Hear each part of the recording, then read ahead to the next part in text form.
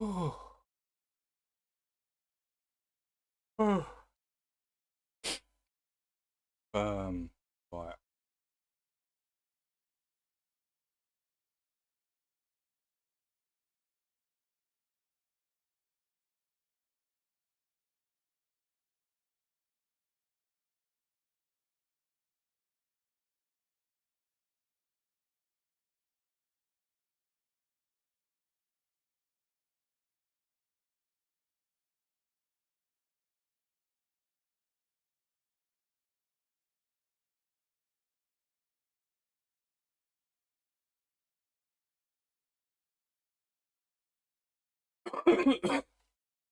um.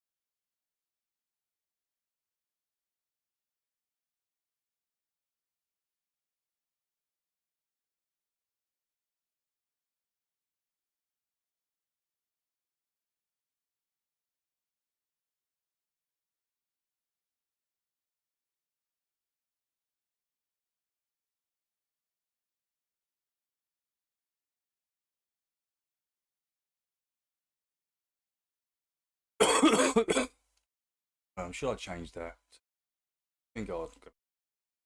No, I want it. Oh, no. Uh,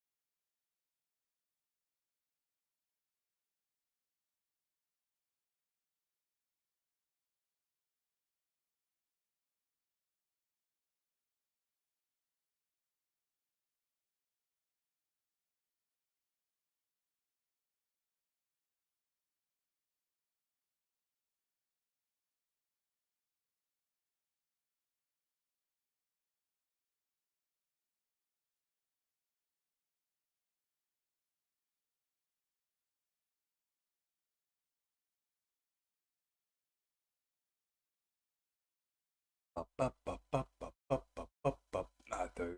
Probably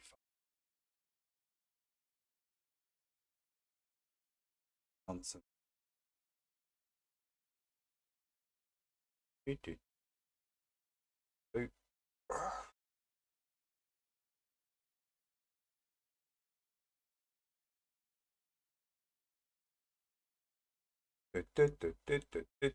do. Hey, what's up, Finn? What's up, Finn? How you doing, Finn? How you doing? Logical, first one in. First one in. How you doing, Scotty Dog? How is everyone this morning? What a beautiful morning it is in the UK. The sun's out, which is always a good sign. That means I'm bathed in the in the light of the Lord, which means I'm allowed to go forth and destroy all these lukewarm flat earthers, these lukewarm Christians. I, I, I've been given the all clear. I've been given the all clear. How you doing, Lev? You all right, mate?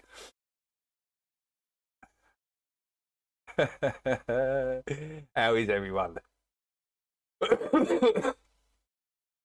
Yeah, man. A lot of people like my the first hour of the last show. Give me a lot of props for that, man. Calling it out because everyone can see it. Everyone knows it's going on. No one's confronting it, and I'm the only one to do it. I'm the only one to confront the toxic behaviour happening at the moment in flat Earth from this stupid woman that's completely obviously deranged. I don't know what's the matter with her. She's completely deranged, isn't she? Off her rocker, the girl. The girl's off her rocker, and she shows it. She shows it every time she goes live. She's literally destroying herself just by going live. It's hilarious. It's really, really funny.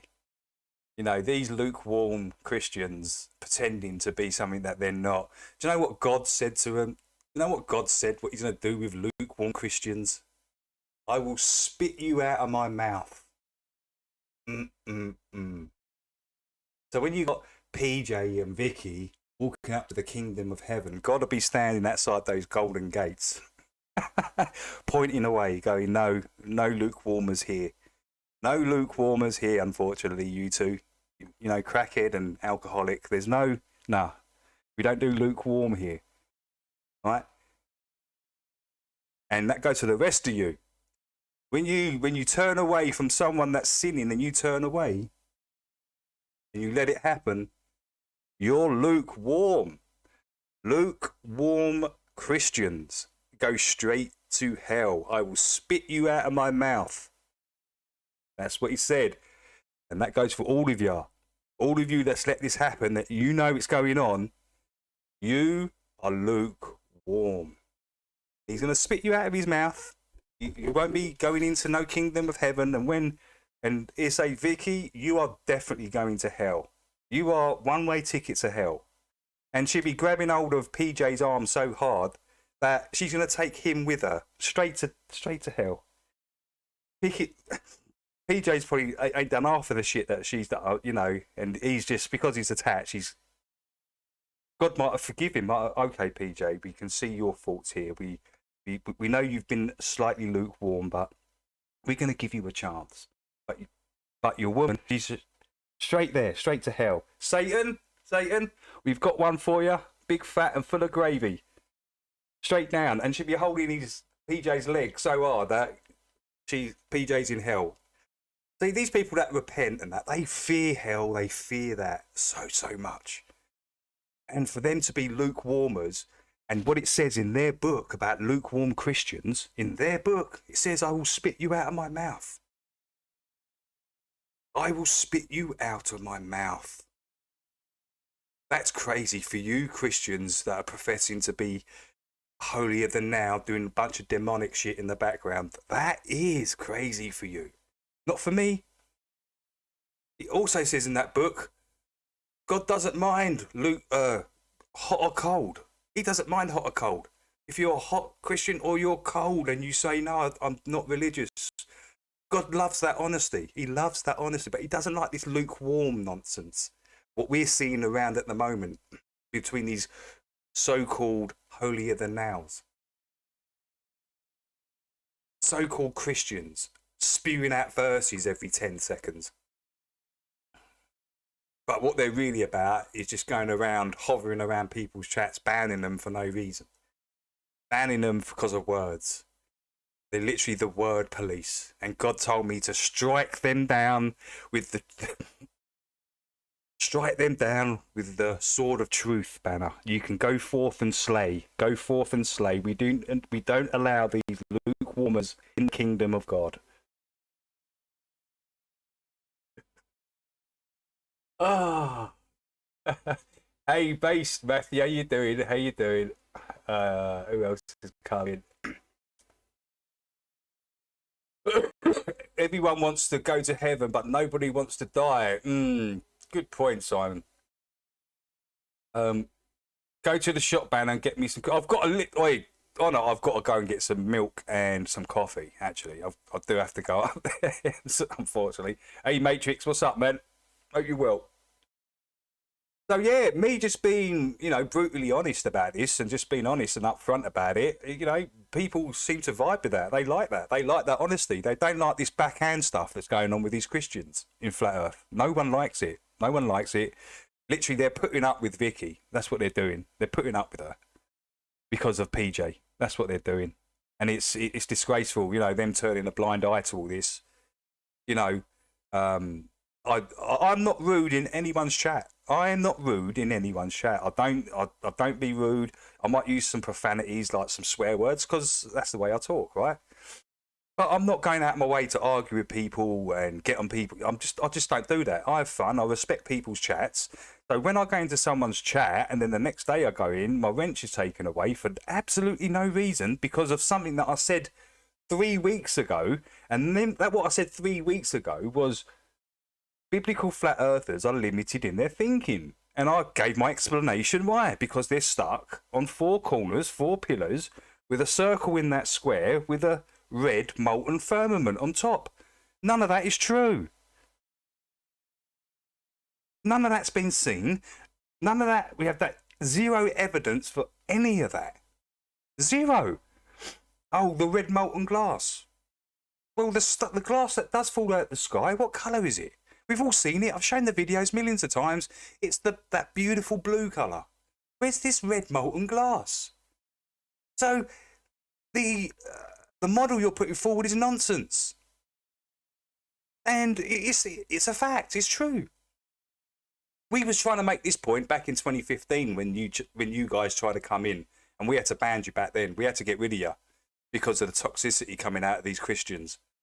It is crazy, guys. They think they're on this moral high ground, and they haven't got a leg to stand on because they've all repented. So that means that they've all done dumb shit in their life. They've all done really bad stuff, and people that repent do the worst stuff. A lot of people that repent have gone to prison and done bad stuff, man. And they've got the gall to come on here and say, you can't use that word. Get out of here. Get out of here. Sam Mossad, the bully, is literally tucked in his legs, tucked in his tail between his legs. No one's seen him since I called him out for his bullying Jim Annis on his videos. These are Christians. These are huddled up Christians that huddle up together, going around other people's content, calling them names and what the fuck is this? This isn't a. What's it got to do with you, you pedo?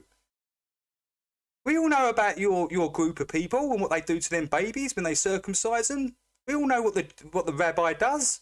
We've seen. I played the video on here. It's nasty. It's disgusting. And do you know what's really going on with that? Do you want to really know what's going on with that? When they circumcise the baby and then the rabbi sucks the blood out. Yes, sucks the blood out, giving that baby herpes and all sorts of nasty diseases. This is the 4x2s. This is for Sam Mossad. This is for you, Sam Mossad. You bully, going around bullying people because you're huddled up with a nonce. Come on, man. I'm just being real about it. You lot ain't. You lot are. Listen, do you know what's really going on there? When they circumcise the baby, this ain't good. When they the baby's blood becomes full of adrenaline. You got it. You got it. Yeah, you got it. You got it. The baby's blood, and then he does that, sucks it out, gets the adrenochrome into his system. This is the rabbi, by the way. Nasty work, nasty fucking work, these people. And they've got the gall to go around telling people what they can and cannot do in their videos. Shut your ass up. Sam Mossad. Fucking clown. A newbie in Flat Earth thinks he can go around pushing his weight around because he's Jewish. Nah. We don't deal with these 4x2s. We just don't deal with 4x2s. You shouldn't. I'm telling you, it's true. It's true. That's what the rabbis do, man. Go and check it out for yourself. Go and check it out for yourself. It's nasty work, man. It's nasty work. And you've got these so-called Christians and holier-than-thous and Jews going around in flat earth, pushing their weight around. What's... You've got an alcoholic and a crack addict thinking that they've got some sort of power, word police going around saying, you can't say this word and you can't say that word. Oh, it's racist. Oh. Shut up, woman. Sound like a broken record. Damn it. Sam the Shekel man. Yeah. Look, listen, I just call it out for what it is. And as I say, these guys, they don't like hard facts. They don't like it. They can't stand true hard facts. Right in their face. They turn away from it. Just like they turn a blind eye to all the sin that's going on around them. They turn a blind eye, and that makes you lukewarm Christians. All of you. And you're all going to be spat out. It's in your book. Go and read your book. It's in your book. Until you guys confront the problem, that's it for you. You're lukewarm Christian, lukewarm flat earthers. All of you. You're not real. You're not real. You're using flat earth as a platform to push your religious agenda. That's what you're doing. I mean, look at Flatsy's channel when he banned Vicky and... Well, he didn't ban them. He took their wrenches away, right? When Flats took... His numbers shut up. His numbers shut up. Because there weren't people hounding people in the chat. You can't say this word. There weren't people like that. You're racist. There weren't, you know... So, as soon as he brought them back, look at the numbers now. If you want to destroy your channel, bring in PJ and Vicky. Make them mods and put them in your chat. That's how you destroy your own channel. And that goes for Roger as well. Roger. That's tough, man. That's tough. Cry me a spanner. PJ, cry me a spanner. Cry me a spanner. PJ, just cry me a spanner. Vicky was out there slating Flats off. She was calling him all the names under the sun, weren't you, Vicky? We all heard it. Unbelievable. Hey, yeah, what's up, Schlo? What's up, man? See, we're just real ones here. We're just normal people, real ones. We've been in Flat Earth for a long, long time. You've seen a lot of people come. You've seen a lot of people go. We've seen a lot of shenanigans going on in Flat Earth. We had to kick out the biblical flat earthers back in 2014, 15 and 16 because they were just a fucking nightmare. And now they've come back and they're doing the same shit again. So it's like it's come full circle. And we've got to do the same thing again. Biblical flat earthers didn't exist back in the day. They didn't. They were toxic and they still are. And this is why. This is the reason why we got them out. We got them out because of this reason. So, you know, it's just going to have to happen again, isn't it? Because what we do, we just get all the real flat earthers, right, just to stop going there. So all they're left with is they're singing to their own choir, just like Mactoon and all those guys. In fact, I wouldn't be surprised me if they huddled up and clicked up and started doing debates again and all this sort of stuff. Just to get the money and all the stuff rolling in, right? Get a bit of eyes on them. But to be quite honest with you, you're not flat earthers and you're pushing a model that doesn't exist. That's just facts. Just facts. Hardcore facts. So, yeah, we just get them preaching to their own choirs because that's all they're really good for is preaching to their own kind because that's all they do. They huddle up, they click up, they huddle up. Banning proper real old school flat earthers from their chats and allowing a bunch of mongs in there spewing out biblical verses. Who gives a fuck? That's the real truth. That's the real gist of it, right? That's the real gist of it. It's crazy, man. It's getting... Flat Earth went to the dog. But we need Volker-Meyer. We need Volker-Meyer back and at the head in Flat Earth. We need to push Volker-Meyer. We need to push him. We need to up his status and get him there. Because I'm telling you, Volker Meyer wouldn't stand for none of this biblical nonsense. He's a real one, and he's only got one subscriber, and that's Ches. And he's a real flat earther. Now, listen, you guys, listen, Christian flat earthers, you need to take a good look at yourselves and be honest. Because you're not being honest. We ain't seen honesty over it. The honesty's coming from here, and you guys, the so-called professed holier than thous, are talking lies. Constantly talking lies, telling lies. Banning people for no reason. Literally took my rent away for no reason. And when I went in and confronted Roger about it, I got no explanation, just a bunch of mumbling and all this. He said something about me saying, you know, what I said before.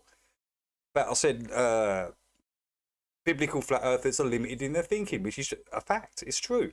If you're stuck there on that model, then you can't see outside of that model, which then says that you're limited in your thinking.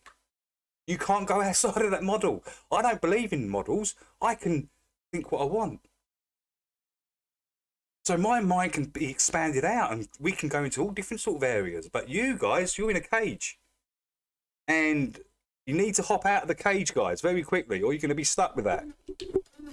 Because it's pretty obvious by the two models that they brought out, the sphere and the pizza dish, with the 7 continents on both and just around and around you can go on both models. It's because they're hiding land.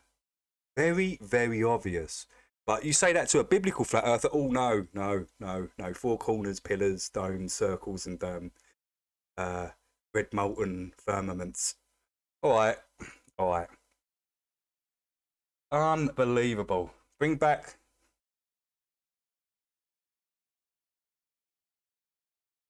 Derek Nelson's another fucking clown as well. Derek, you're a clown, bro. Shut your mother arse up.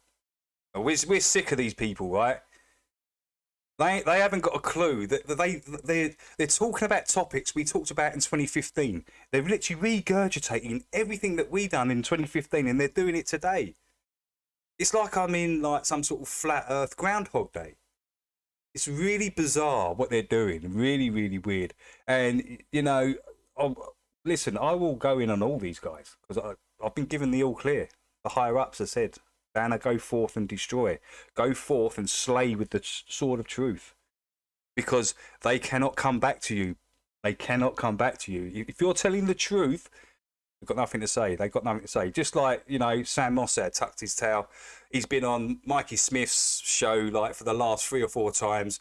When I mention him being a bully and berating other people's content, which you've got no right to, Sam, you tuck your tail. You weren't seen. You don't like the hard truths, do you, Sam?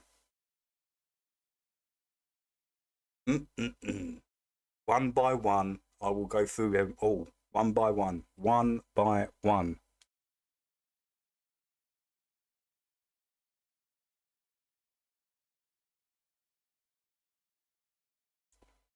And guys, do you know what? They've messed up. I've literally got to press every video now to watch it. I've got to press. I can't just let it. Won't play a list no more. It's like they're targeting me. It's like YouTube are literally targeting me for some reason. First, it doesn't play. It won't allow me to play links. Now it won't allow me to play my list. It's just crazy, right? So I've got to put on a long video. I can't put on the.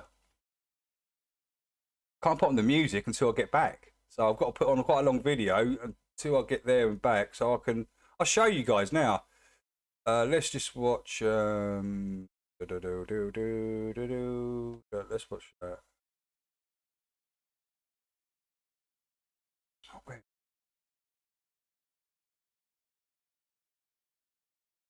Where is that?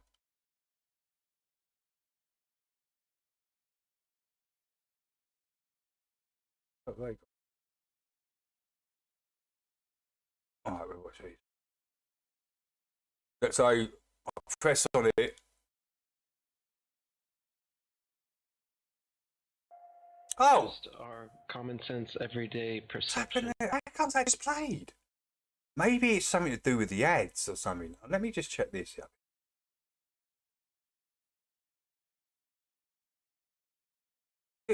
it work on this? What is happening? It's working now. It's actually working, guys. Oh, I'm gonna go up. I won't be long.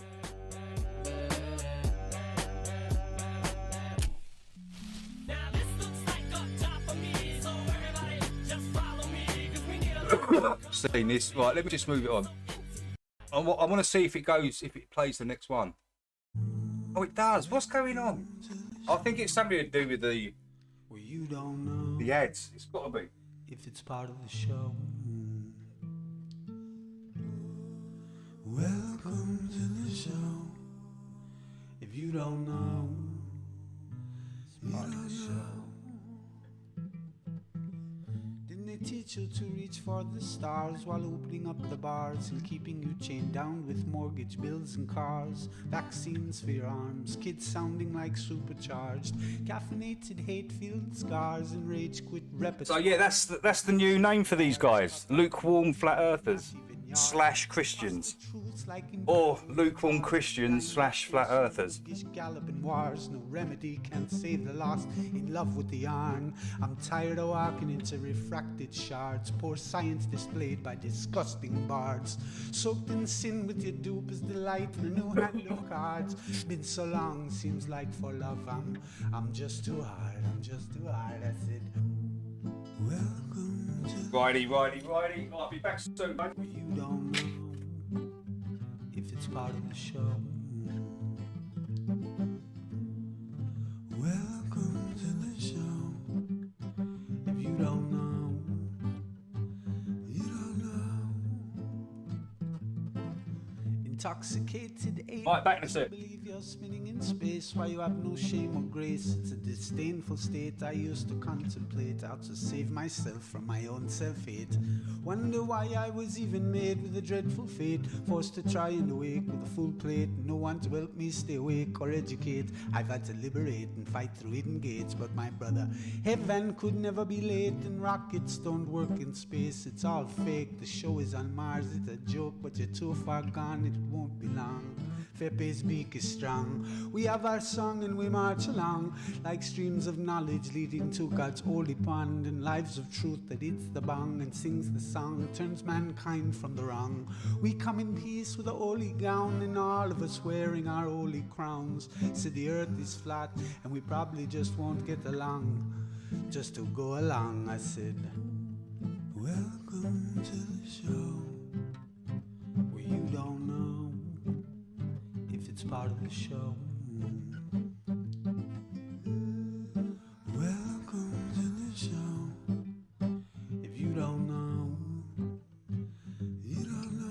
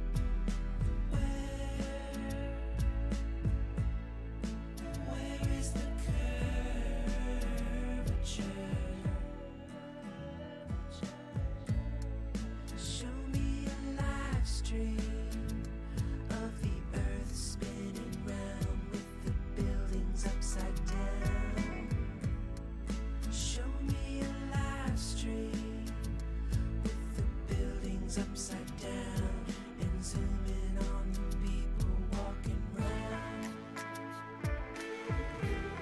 The people walking round upside down.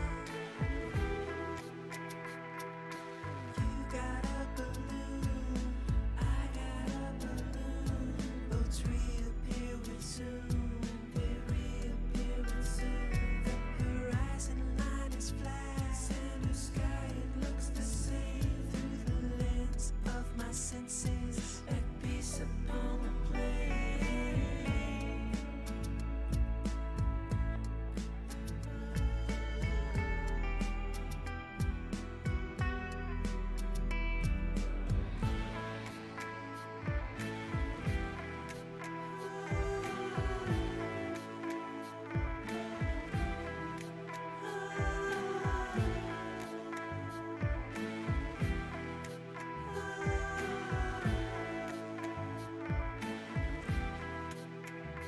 Hey, sunrise, Earth is the place. The moon makes light so cool at night. The luminaries, they all rotate around you. From the point of truth,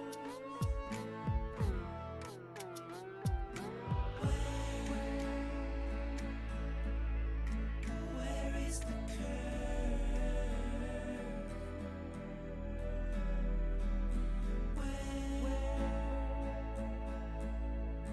Where is the curvature?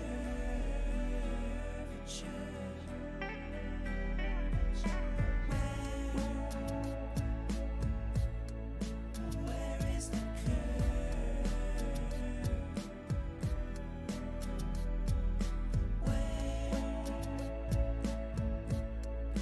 Where is the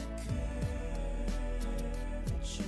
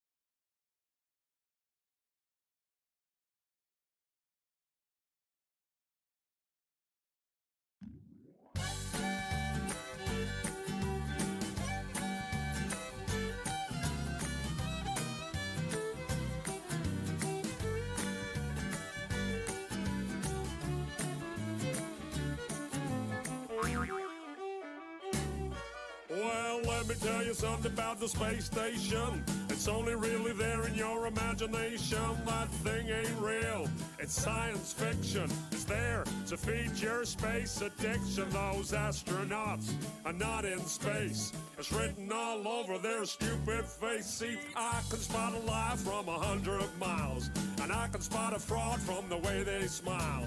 Didn't you learn nothing from the fake moon mission? That puppet show from President Nixon. Well, listen up, they're doing it again, it seems. Check out the harnesses and green screens. I used to work a lot in film and TV. I know a bit about the television trickery to create the illusion that you're somewhere that you're not. A green screen is what you're gonna use a lot.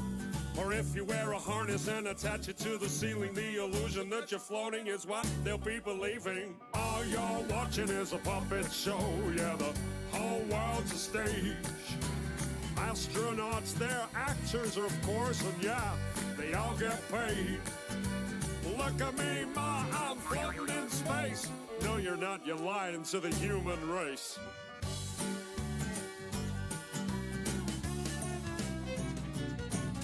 So let me tell you something about a zero-G plane. This thing flies up and then down again. Some weird stuff happens if you're on the inside. You start to float as the plane takes a dive. Simply add an actor that's trained to deceive, and you got yourself an astronaut, or so you believe.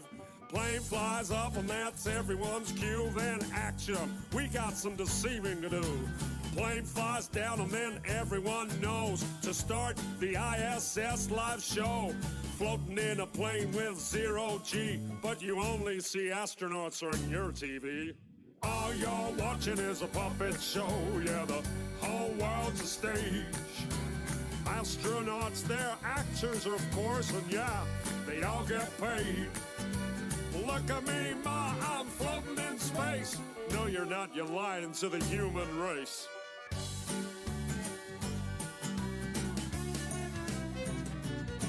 Well, another thing I noticed when I looked at these fools, they're filming spacewalks in buoyancy pools. NASA's gonna tell you that it's just for training, to practice for space station maintaining. Well, I thought about that, but if that's the case, then why the hell can I see bubbles in space? Take a hard look at the next spacewalk, and tell me if you can see bubbles at all. Open your eyes, man, I'll bet you a quarter. Those spacewalks are filmed underwater. I can see space bubbles everywhere. Hey, NASA, how the hell did those get there? All you're watching is a puppet show, yeah, the whole world's a stage. Astronauts, they're actors, of course, and yeah, they all get paid.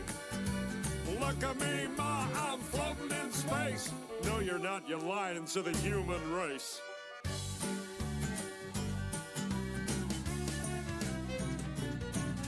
So when you see an astronaut aboard the ISS, take another look at your TV set.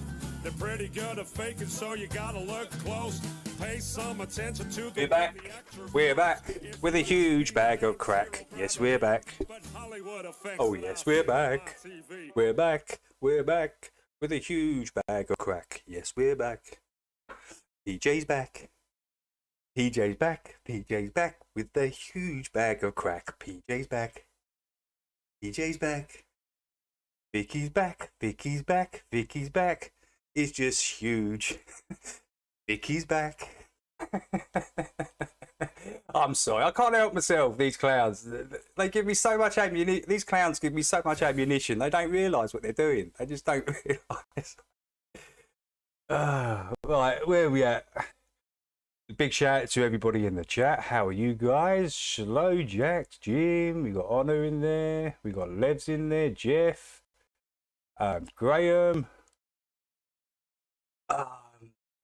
moving quick based. I forgot, I'll just him up. Yeah, big shout out to everybody anyway, man.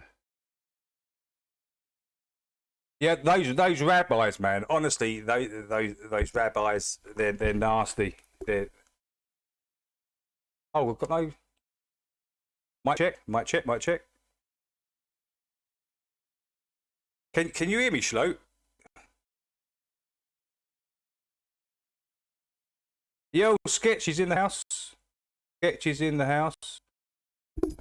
Can you hear me? Say yes if you can hear me. I don't know if anyone can hear. Oh, the screen. Oh, yeah, the screen's all right. Oh, no, it's not all right. Oh, that's good. All right, guys, nice one. Slow. I got you. I just switched it back. Yeah, switched it back for you. Okay. All good. Yeah, so yeah, rabid retards. Yeah. Rabbis. They're nasty work, man. Real nasty work. Again, anyone that thinks that that's normal and good and it's just an old ritual, you're disgusting. You are disgusting. You're not right in the head if you think that's right for a rabbi to do that to a baby. That's some nasty work. And you got this Sam Mossad, obviously agrees with the old ways. Bombing innocents and maiming, levelling land off so Trump can come in and just build these big skyscrapers. These are the things that Sam aligns with. Sam Mossad. He thinks are normal things. So this is the mindset that this guy is, and he thinks he's got the balls to go around to flat Earth content creators and tell them what they can do and berate them over their content. Get out of here, man. You're in for a rude awakening, Sam, and all of you other biblical retards out there. Lukewarm Christians, pretending to be something that you're not, turning a blind eye to sin. God said, I will spit you out of my mouth. I will spit you out of my mouth, which means as soon as you try and enter the kingdom of heaven, you're going straight to hell. Lukewarmers, he doesn't mind hot and cold. Hot Christians, cold Christians, he likes that honesty. It's you fuckers in the middle, twisting and head turned, and he doesn't like that. Hellfire for you. Hellfire for all of you. And he said, Banner, go forth and slay these go forth. Slay these lukewarmers with all your might. You have the wrath of God within you to do so. So I've been given the all up by the higher up, so it's all good. It's all good. I can heed Banner's warning, lurkers. Yes, you lurkers. I will strike you down with the sword of truth. This is, they come off like we tell the truth and this and that, but when they're confronted with the truth, they tuck their tails and turn their heads. This is what we're dealing with, and this needs to be gone out of flat Earth. It really does. We've all seen it change over the last 5 years since these guys hopped on YouTube. We're flat earthers. I don't even hardly hear them talking about flat Earth. In fact, Banjo, that biblical tard over there, he talks more flat Earth than the rest of these guys do. So they're literally using flat Earth for a platform to push their religious nonsense.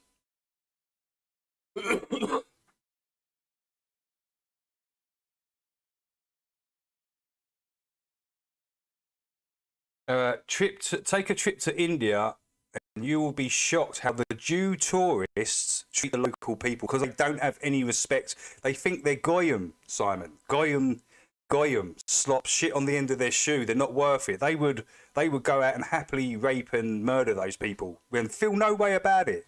They're Goyim. This is what I mean. They even go into other people's countries and treat people like shit. So you can get Sam Mossad's mindset. He thinks he's higher than everyone on this moral high ground. He thinks he can go around telling people, because they all do it. They're all like it. They all think you're Goyim. They all think that you're not worthy. You're not chosen. They're the chosen race. Who the hell would choose a race that the holy ones chop off a baby's dick and stick it in their mouth? Yeah, you're chosen, aren't you? You're chosen. You're the chosen ones. Hell no. You are not chosen. The only place you're chosen to go is hell, the lot of you. Your fake religion, your fake people. fake Jews, fake people, fake religion. Damn, you God-fearing people, you are nasty. You are nasty. You are not chosen. Chosen people wouldn't do that. Chosen people don't just go out and level off whole cities and murdering and destroying babies and killing innocents. Chosen people don't do that.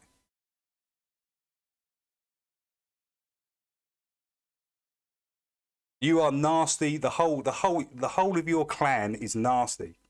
And again, I'm confronting you with it. And you guys will just tuck your tails, turn your heads like you always do. You got no gumption, you got no balls to call out your own sin in your own little clique. You can't even call that out. You cannot call that out. You just turn away, which means you're lukewarm Christians, which means you're going straight to hell, which means I will spit you out of my mouth. That is what's going on here. That's what's going to happen to you. PJ's going to hell. He's a lukewarmer. You're not real because you spit a few verses and you've repented over something you probably did really bad, by the way, because only people do really bad stuff. The people that do really bad stuff, they repent because they know they're in shit. And a few words and pretending it's not going on ain't going to get you nowhere, PJ. So your repent means nothing. If you're allowing sin going on and you're turning a blind eye to it, PJ, it means nothing, PJ. You are going straight to hell, bro.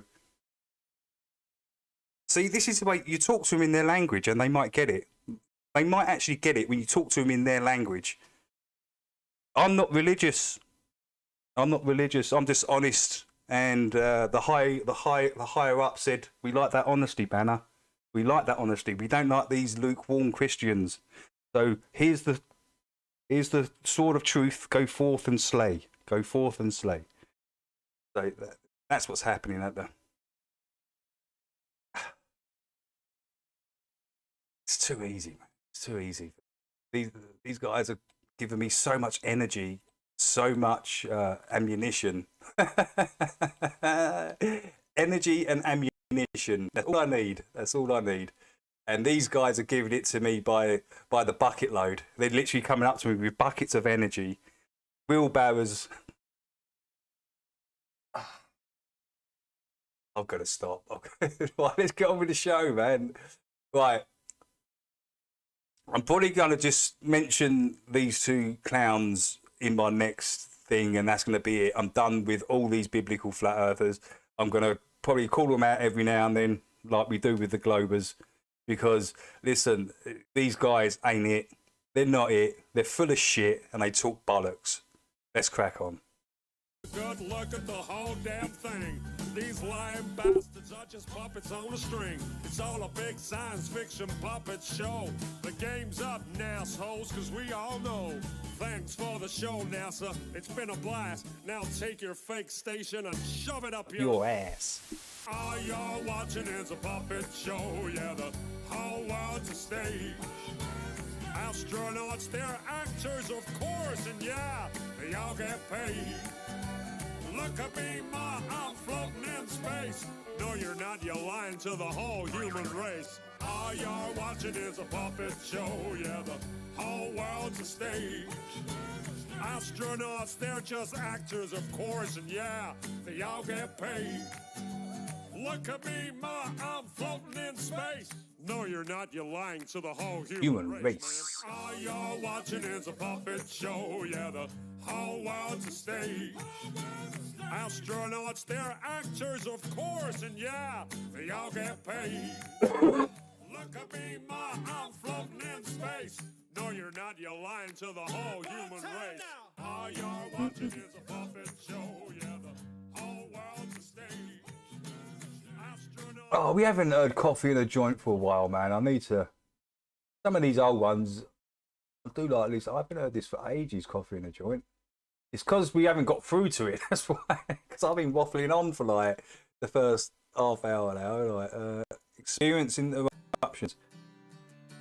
What is going on with this? Like, honestly, YouTube are actually messing with me, guys. All day yesterday, right? Every single video I clicked on, it come up with a black screen and saying this isn't available. And then I had to go and refresh it here. or reload the page, and then and then the video will come up. And I had to do that with every video. Even if I put some videos into a list, it wouldn't play the list. And today, for some reason, it's working as normal. I can't work it out. It's really bizarre.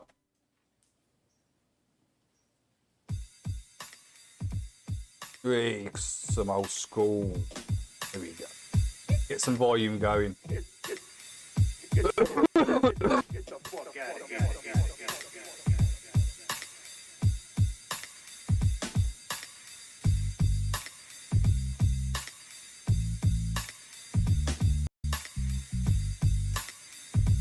Yo, Caven's in the house. What's up, King? What's up, Tommy? What's up, Dan? Some real flat earthers in the house. What I like to see, some genuine, real flat earthers. None of these fake, fucking lukewarm flat earthers. We can't stand them.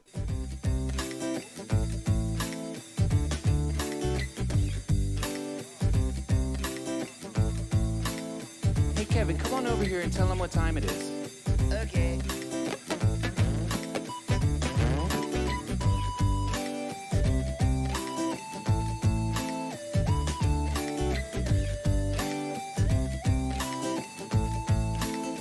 Oh, that's nice, Kevin.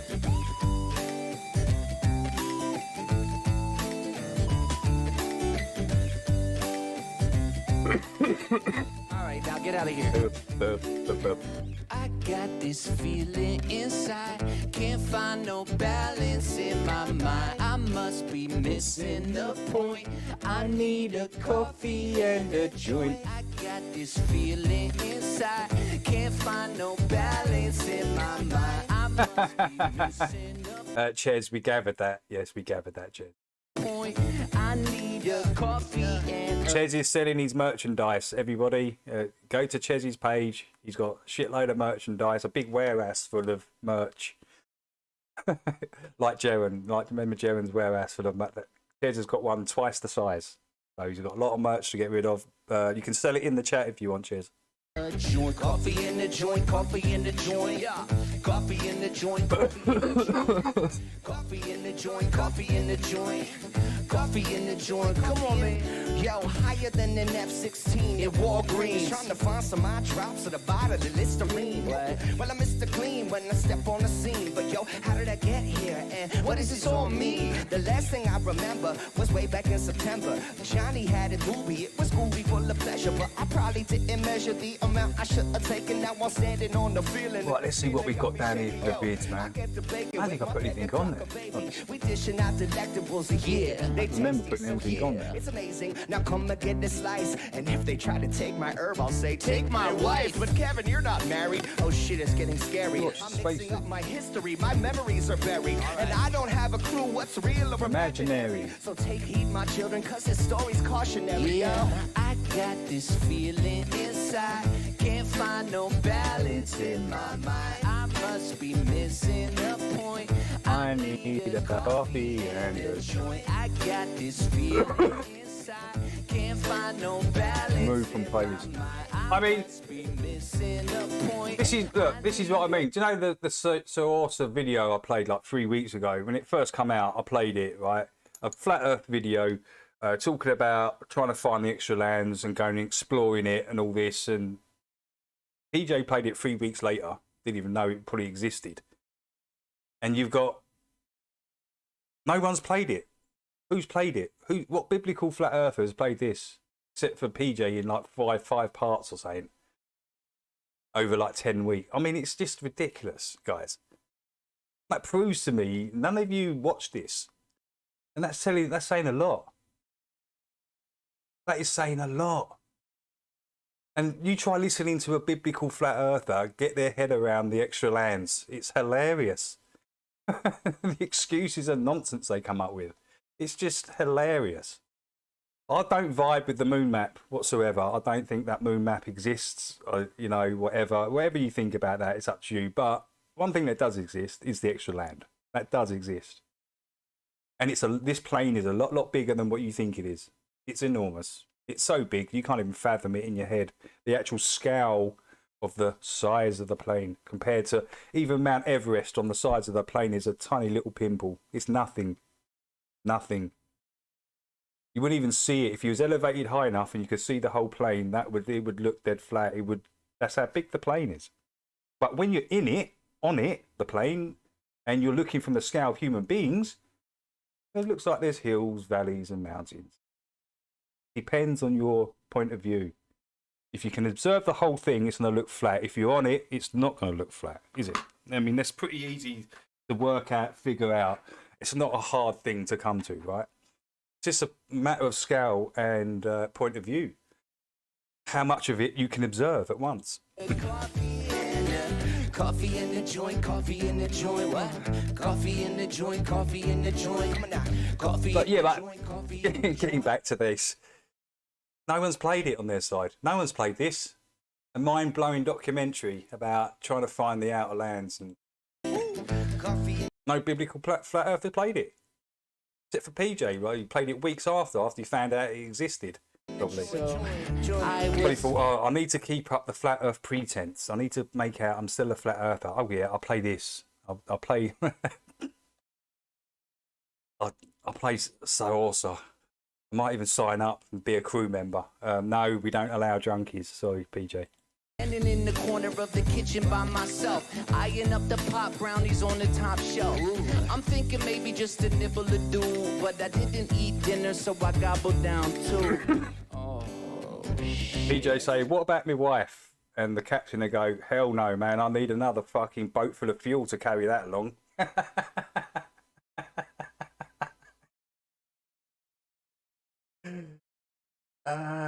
No, you can't. We need a whole boat for you. You can have that boat for yourself. And then she'll capsize it. As soon as she steps on, over it goes. PJ's sitting there like, oh God, please receive me into the kingdom of heaven.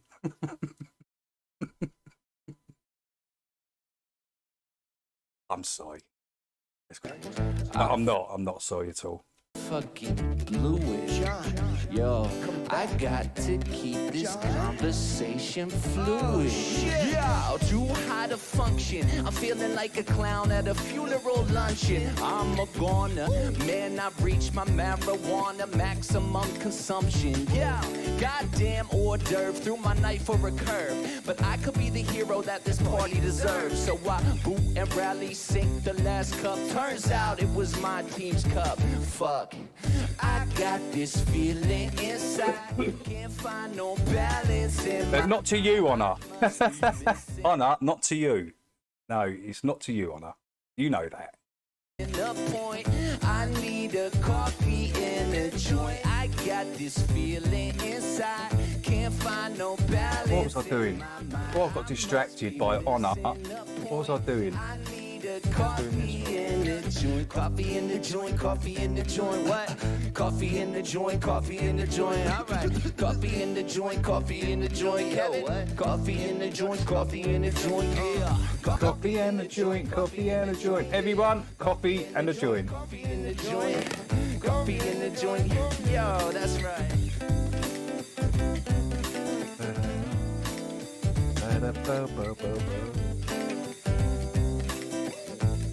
Oh, there was that Tartarian one we didn't watch. There was that, wasn't there? Right, yeah, and JGTV can rewatch. Okay. All right, let's take them out. Oh, we do have a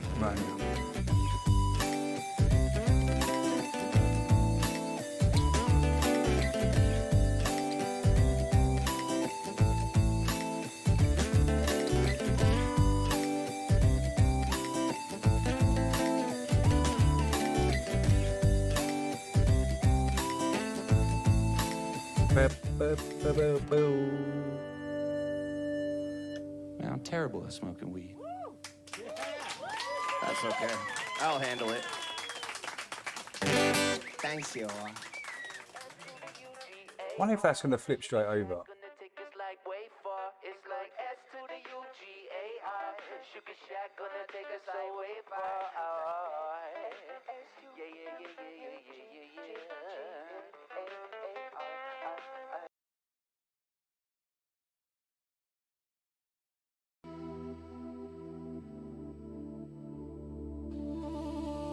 comes a moment in life Going when on. you realize that the hostility directed toward you has very little to do with your actions and far more to do with the unseen depths within others. You may wonder why a friend suddenly grows distant, why a colleague begins to undermine you, why someone who once praised you now resents your presence. At first glance, you might believe it is your fault, that you made a mistake, that you misstepped somewhere along the way. But often, the truth is far more complex, far more hidden. It is not your actions that are reacting. It is the shadow within themselves that they have never dared to confront. The human psyche is not simply light and clarity. Every person carries within them a shadow, the repository of rejected traits, disowned desires, buried shame, and unacknowledged fears.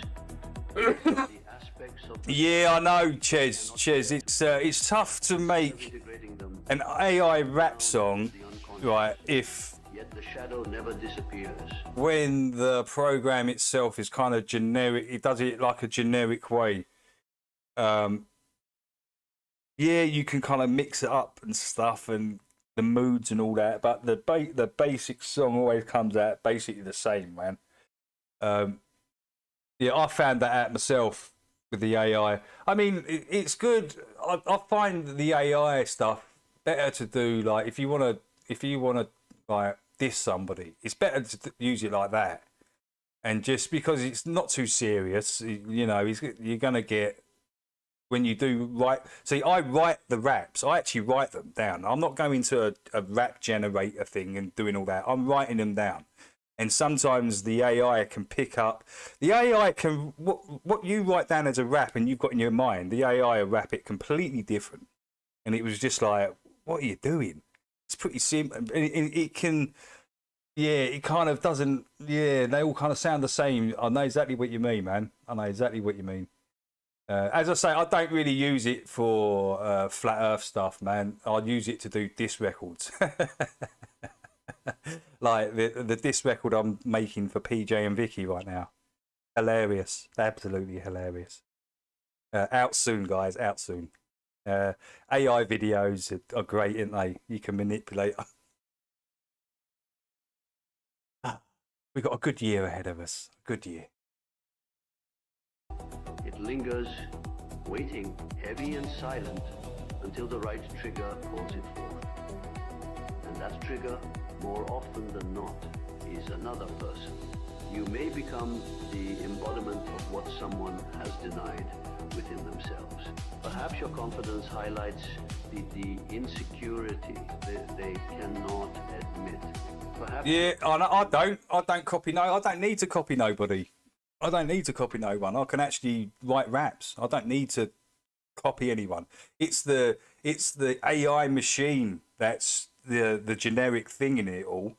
Even if people are writing their raps, it's still going to, unless you really, you know, with the genres, you're really kind of specific rap, you know, and the BPMs make a big difference. The mood of what you want to rap it in makes quite a big difference.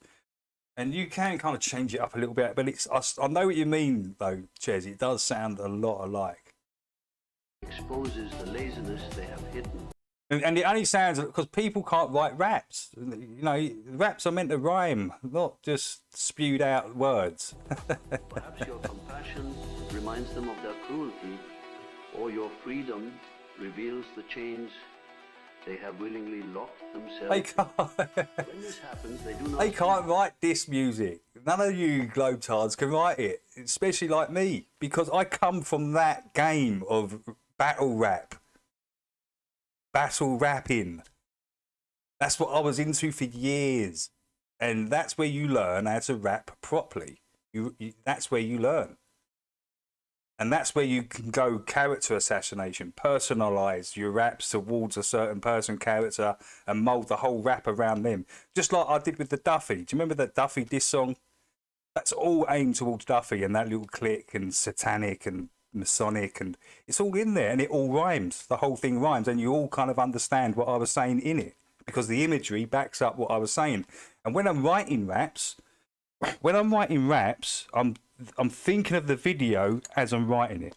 So if I'm writing a line, you know, about Duffy and his finances, I've got a Duffy's image, laughing, smiling, grabbing a big bag of loot as I'm, or robbing an old granny for a pension as I'm writing it. So the video is being made as I'm writing the rap, kind of thing. It's kind of weird, man. They see their shadow in you. Look, I haven't got a massive vocab, and I'm not great with words, but I can rap and I can make the bend words. So you got to be able to bend words to make them kind of rhyme. Like they say, you can't rhyme orange. You can't rhyme orange. There's not a word, but there is words that rhyme with orange. If you say bend the word orange, you can say boring, snoring, touring, orange, and there's 4 things that rhyme with orange. It's just the way you can bend words, but the AI doesn't pick that up. It won't pick it up. It's kind of weird like that. And they despise it. Hatred, envy, Blancmange are often nothing more than projections of the unclaimed parts of themselves. This is why people can treat you like an enemy without you ever harming them. Hello, Happy. How you doing, man? Not because of your actions, but because... Yeah, today's music, it does actually suck. It does suck. It's terrible. I can't listen to any of it. It's Voy in. Where's Voy? Where's Voy? Oh, there's Voy. Hello, Voy. Facing their own darkness, they attempt to destroy the mirror. They speak against you, sabotage you, or distance themselves from you, believing that by removing you, they can remove the shadow. Yeah, it's kind of... But the shadow follows them everywhere, whispering, waiting. Oh, the music's terrible, isn't it? Let's be honest. Let's really be honest. Over the last 20 years, can we say from 2005? No, it's from about 2008. That's when I started noticing the really bad music. It was about 2008, around that sort of time, and I just thought, this stuff is horrible. Zesty as hell.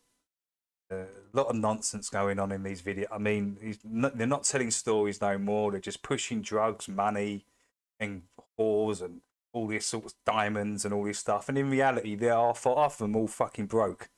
They're all broke in reality. It's just a glitzy little video. So they're pushing all that sort of nonsense in, and yeah, I just don't like that. Just don't like that. If you ain't telling a story that people can get or some vibe with or something, I'm not interested in any kind of rap.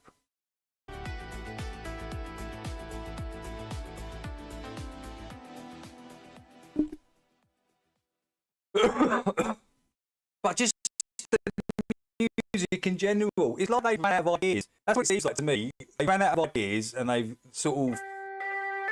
got to rehash old stuff and remix it and do all this stuff, just like with the movies. They've ran out of ideas. Hollywood is finished. They can't come up with an original idea. They remake old stuff and destroy it. That's what they do. Look what they did to the Incredible Hulk. I hate Marvel. I hate Marvel and Hollywood. Look what they did to the Incredible Hulk. They turned him into some zesty, weak, feminine fucking moron. I mean, that's not the Hulk. The Hulk's terrifying. The angrier he gets, the stronger he gets. Not the weaker he gets. Hollywood have destroyed everything. They've destroyed music, and it's going to continue, guys. It's going to continue. Nothing's going to get better until all that nonsense stops.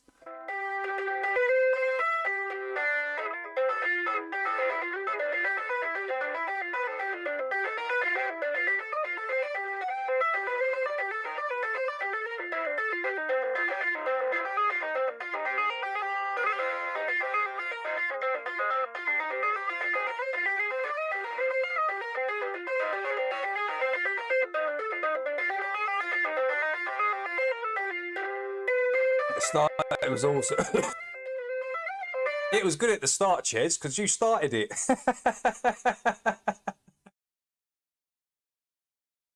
Of course it was good, Ches. You started it, Ches. It was awesome at the start. And then the Globe retards, I mean, I don't listen to any of their stupid, dumb music and all that, because it just isn't lyrical enough. It just isn't, there's nothing to it. You know, So yeah, I don't listen to none of this stuff. So I just make music that takes the piss out of them and takes the piss out of anyone I want to. That pisses me off online. I will make a video about you, a rap, and put it into AI and make an AI video about you. Because now I can use AI videos and I know how to use. You're in big trouble, you Globers, and people testing the banner online. You're in big trouble. Shit. If I've got your face, you're in big trouble.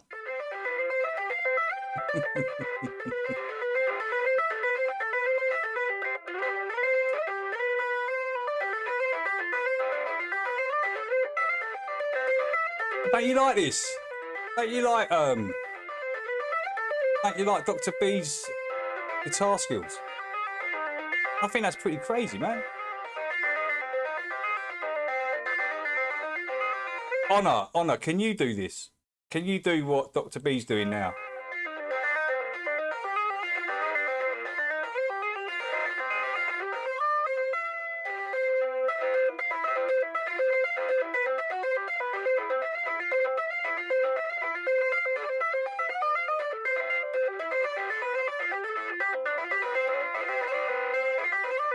What?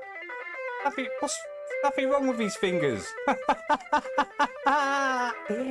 What's wrong with his fingers? They look like normal fingers to me. They just look like normal, regular digits. There's nothing. What's stabby about those digits? I just see some dude playing the guitar. 1, 2, 3, 4, 5, 6. Has he got 6 fingers?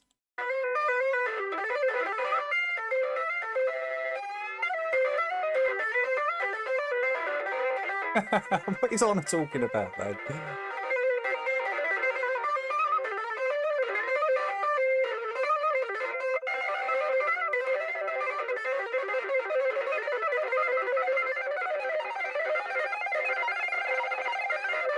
I thought these were like quite insane, like guitar skills. That's what I thought. Obviously, I don't play the guitar, but listening to it and what he's doing, and I think he's only got 2 strings, 3 strings on this guitar. He's only got 3 strings on.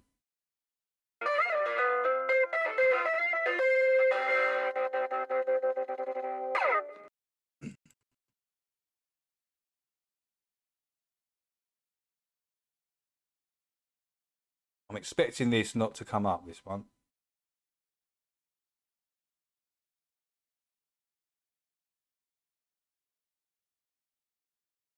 Might have an ad on it. Oh no, it has worked. What?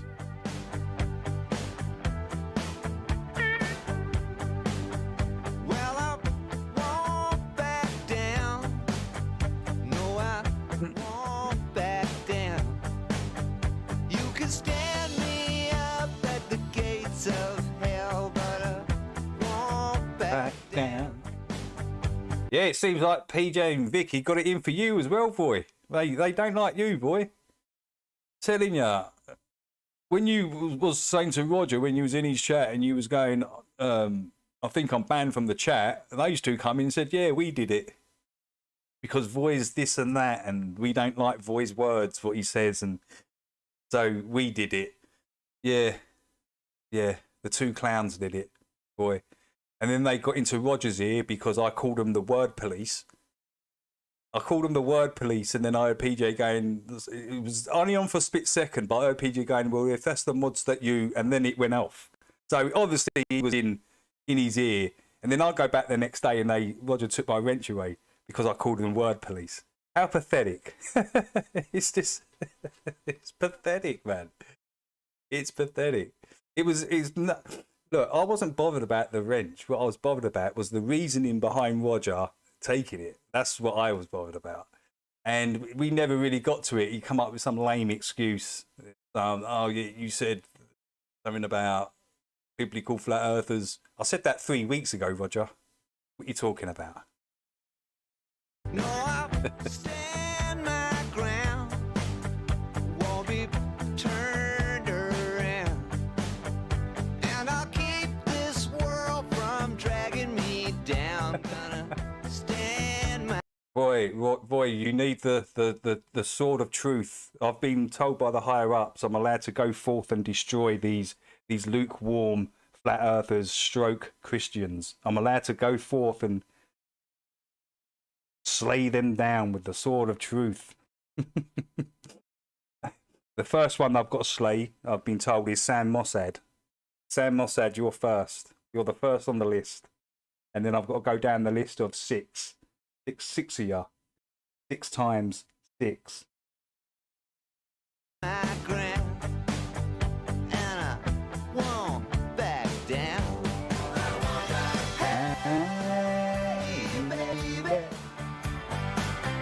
Yo, Chills is in the house. How you doing, Chills? Prejudice, we all got it. Absolutely, absolutely. And these clowns don't understand that. And you think that Vicky isn't prejudiced? Come on, man. She's never been prejudiced in her life before. Come on. Everyone is. Everyone is actually racist. Everyone is.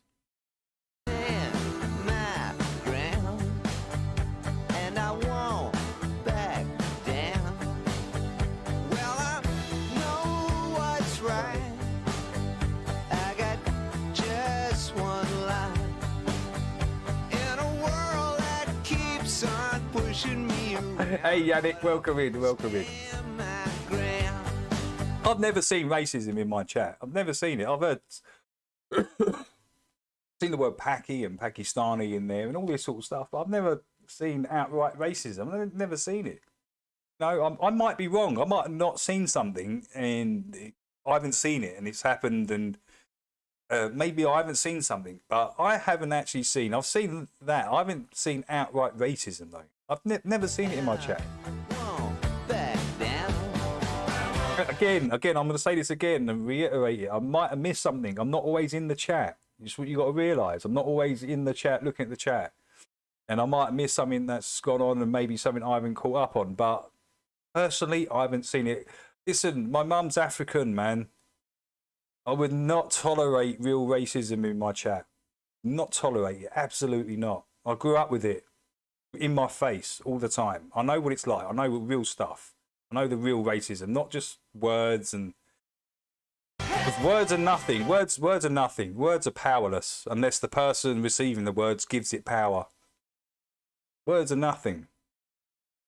Real racism is segregation and not being allowed to walk down the same beach and segregated buses and not allowed to piss in the same toilets. That's real racism. Walking down a white beach and getting the shit beaten out of you. That's real racism. Not words. You silly little woman.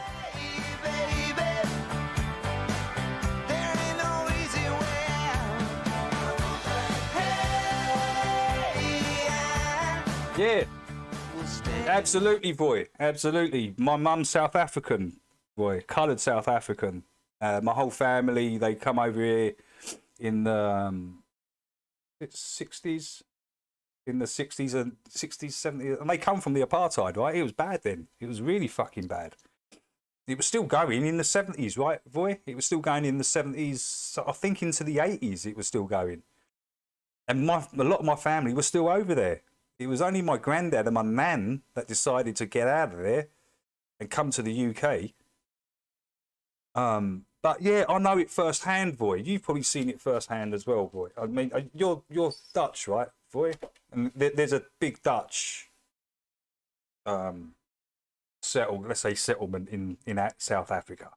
Because let's be honest now, there are no such things as a white South African. This is not. I'm not being racist. There's no such thing as a white African. Come on, man. Not down South Africa. You know. I don't see myself as English. I see myself as a coloured person from Africa that speaks English. Yes, I was born here, but that doesn't mean nothing. My bloodline goes... I don't look English. You don't look African. But they mix it all up, man. It's kind of comical and funny. It's just... But it's insane, really, if you think about it. And I won't back down.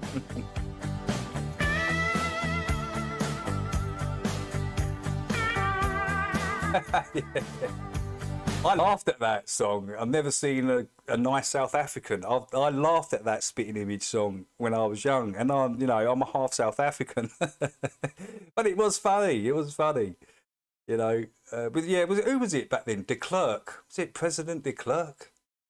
De Klerk. I'm sure it was De Klerk. With again Dutch history.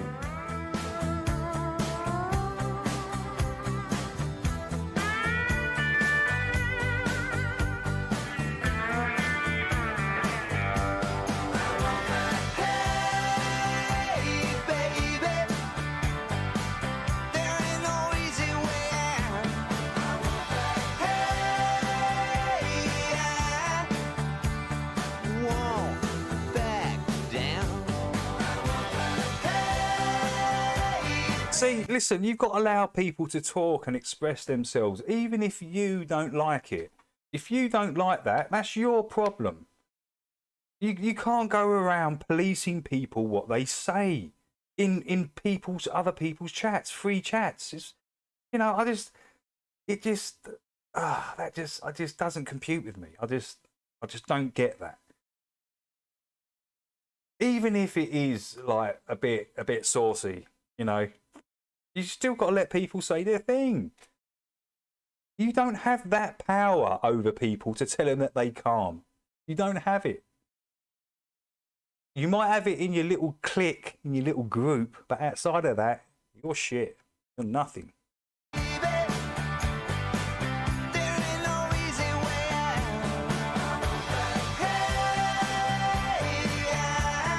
Look, maybe I'm just hardening up to this racism thing. I'm just hardening up to it.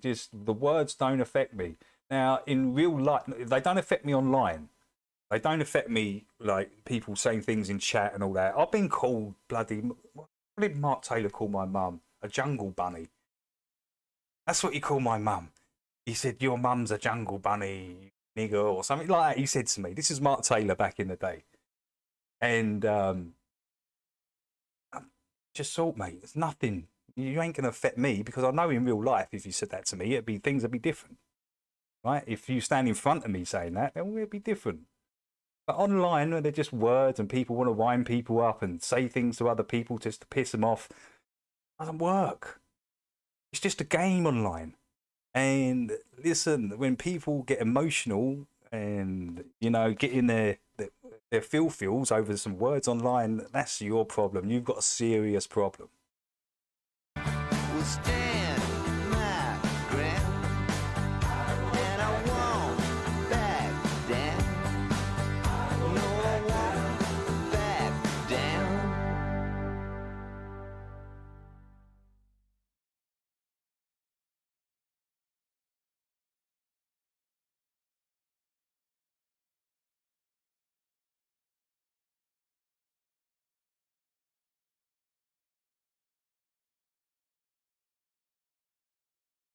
Yeah, Even as we she are tried a to nation keep. of immigrants, we're also a nation of Yeah, laws. so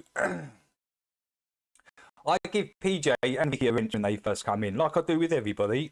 We see how they go, and she tried to ban Honor from my chat. Honor's been coming here from day dot. Do you think a couple of newbie lukewarm Christians are going to come in and affect this chat? Absolutely not. Absolutely not. They're not going to affect this chat. So she come in trying to throw her weight in the chat. We've got witnesses in here. So that's sort of the higher mighty bloody stool she sits on. But she isn't like that in real life. You can tell. And she couldn't beat an egg.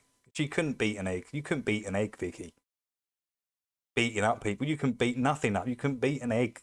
I don't know. You probably could beat quite a few eggs if you wanted to make yourself a huge omelette in the morning with all the toppings. Every topping, not just every topping. Hey, Salad, what's up? What's up? How you doing, Salad? Oh, Laura's in the house. Great to see Laura in. Awesome, Jeff. Big shout to Jeff.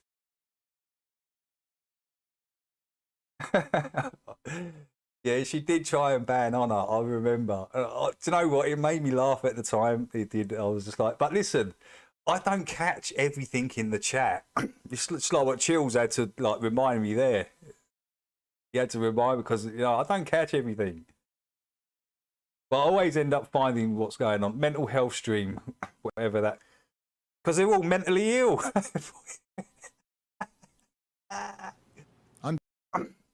They do mental health streams and all this because they're mental, boy. They're off their fucking rockers, mate.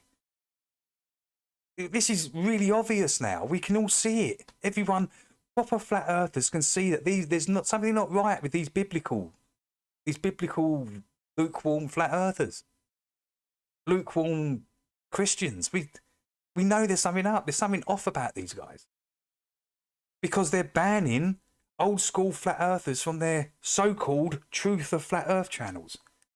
You're full of shit, the lot of you.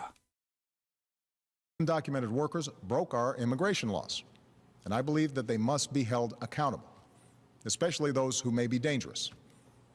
That's why over the past 6 years, deportations of criminals... Void, just say it, mate. Just say what you think, man. I've always done that. Sometimes it can sound pretty brutal, but I prefer brutal honesty to lies, man.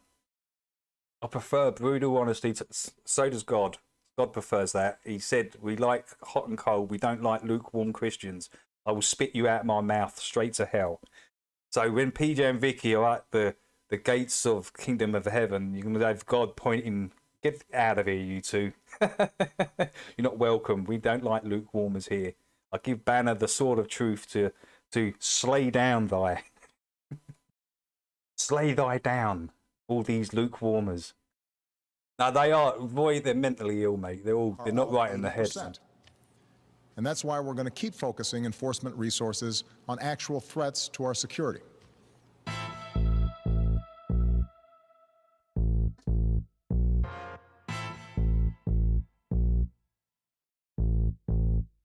If you're illegal, of course they're lurking, man. I don't care. I mean, they're driven by ego. They're driven by ego. They have to know what's been said about them. Me, I don't give two shits what they say. I really don't care. Because no one's listening to them. Only their little stupid little clicky group. So it's falling on deaf ears. You guys out there are the real flat earthers. Been coming here, and not just coming here, went to Ponchos before, flat earth debates before that in 2014. We've been through the whole lot. We've seen it grow. We've seen it get destroyed and rebuilt and then infiltrated. We've seen the whole lot. If you're brown or if you got blonde hair, I don't care what color you are, it's all the same. If you're as white as Elon or dark as Cobby Lane. The word police, yeah. And if you don't get the fuck out, rules keep our lives. Oh, you can't say this word, it offends me. Shut your ass up. Say what I want when I want, and you're not telling me anything that I cannot and cannot say. That I can and cannot say. Otherwise we bug out if we don't vet. That sort of stuff really does grate me. People going around saying you can't say these. Get out. Citizens at the entrances, and it's a recipe for disaster. We can't just let anyone in, that's crazy. They ain't just grabbing random people. They ain't just driving around and packing vans with Latinos. This ain't a haphazard attack on the Latin scene. It's cracking down on those who came through a passage that was illegal. I don't see the issue, and most Mexicans don't either. It's always the younger crowd that's acting so eager. So fuck the kids, ask the parents what they see. If they're immigrants, I almost guarantee they disagree. See, there's no one more proud in this country than those who came to it and did it the legal way and made dough and attained the shit. Then they turn around and see this protest nonsense. All these posters for folks who didn't go through the process. My father-in-law came to this country with nothing, no money to his name, turned nothing to something. And when he sees these videos of all the sudden destruction, he looks me in the eyes and tells me that he's fucking disgusted. You'll never see him in that crowd. It's just a bunch of kids holding up fuck ICE signs, but they don't know what they did. They don't even know who the hell was detained. And if you asked them, I bet they couldn't even tell you their names. It's fucking insane. There's no sense to be had, no thought whatsoever, no direction or path. If you're protesting being sent back to your country, then why the fuck would you be holding up the Mexican flag? Explain it to me, cause really it doesn't make any sense to me. Who's the enemy? Your movement perplexes me. That's like breaking out of prison and going straight to the street and holding up a picket sign for the penitentiary. You know, I always been a firm believer in statistics. I always thought the numbers that you see are realistic, but I don't know. After the riots in LA, I think the unemployment rate is way higher than they they say, look at you, fucks. Good heavens, Pete's sake, y'all been out in these streets now for several weeks. Man, y'all just doing it to do it. You don't even care that much. You ain't doing it for the cause, you just there to tear shit up. And what the fuck's with all the white people up in the mix? My people always gotta have something to fix. Did you ever think for one split second That's quite a funny line. White people, you always got something to fix. Don't worry, you don't have to face it alone. If there's a racial issue, we'll make it our own. You think screaming at the cops at the top of your lungs is gonna make them have a change of heart and drop all their guns? Like a scrawny little long-haired bony fucking white dude is gonna say some profound shit to an ICE agent, and it's gonna make him change his mind about his occupation. Like, you know what? You're right, this is racist. I'll get you a job. I'll get you a job, man. I can get you a job. I'm happy in my job as an ICE agent. I don't want to work in Walmart, dude. Get out of here. I can get you a good paying job. I can get you a good paying job. Guns don't belong here. Put the gun down. I'll get you a job. You're fucking hired. Please. Nah, Walmart sucks. Now look, I ain't heartless. I know that there's a lot of anger and pain this causes. There's a lot of people that did no harm at all. But you gotta understand, dog, the law is the law. And breaking it with good intentions doesn't make it right. You ain't exempt from the consequences. You gotta pay the price. You should have thought twice before you did what you shouldn't. But I'm willing to bet that you knew the risk and you took it. And that's the problem. Why you came here in the first place. The fear of getting caught wasn't as worse as your birthplace. Just food for thought. Instead of trying to elude the law, maybe you should all be trying to solve the root cause. Why is it our duty to adjust our immigration? We ain't the ones to blame for the function of your nation. Instead of coming here and telling us we need to change, how about you try to start a movement in the country that you came from? I know what you're gonna say, that's a hard sell. Corruption in the government and plus the cartel, those are big issues, something we need to sift and get through. And I'd be more than happy if we helped fix it with you, but not like this. Not by taking down our borders, but by giving you what you need so you can salvage yours. Military support and economic assistance to go to war with the forces that's threatening y'all's existence. It wouldn't be that hard. That's a nice line. I like that. Look up a chart, dog. I mean, we've almost given y'all the least. So fuck it. We're already stuck in debt with trillions. So what's it gonna hurt to spend a couple extra billion? Shit, in my eyes, helping our neighbors is critical. I'd rather give you residuals than Ukraine and Israel. We've given them hundreds of billions of dollars each. And you know how much we've given y'all?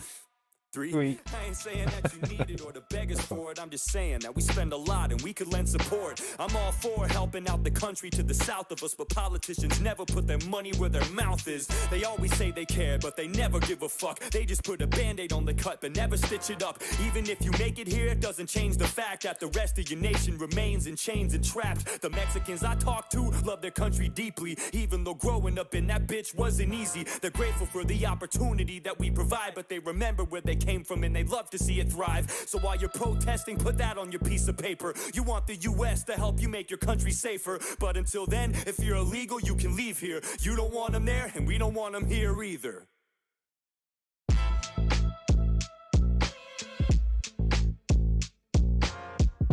Bom, bom, bom.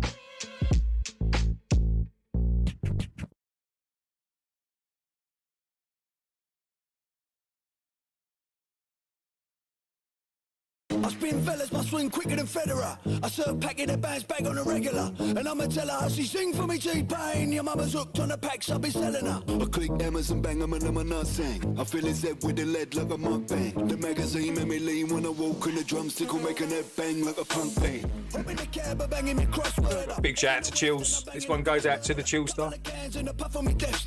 Click on my fingers, he's cutting me cough dead. Ringing the bow bells, bringing the website. I'm flinging the dry food, bringing the cassette. They're belling me non-stop, sending the lads there. Hopping me drop top, I'm running a man down. Mr. Big Bucks, I'll be looking at business. Dressed to kill, mama got me up on a Rick list. Pole position, had a fella running the distance. I'll be banging, giving the triplets. The bigger the bag, the bigger the buck. The bigger the chance, the birds up in my contacts. The figure's a big deal, a pen on the contract. Serve me up, baby, give a tip on me top end.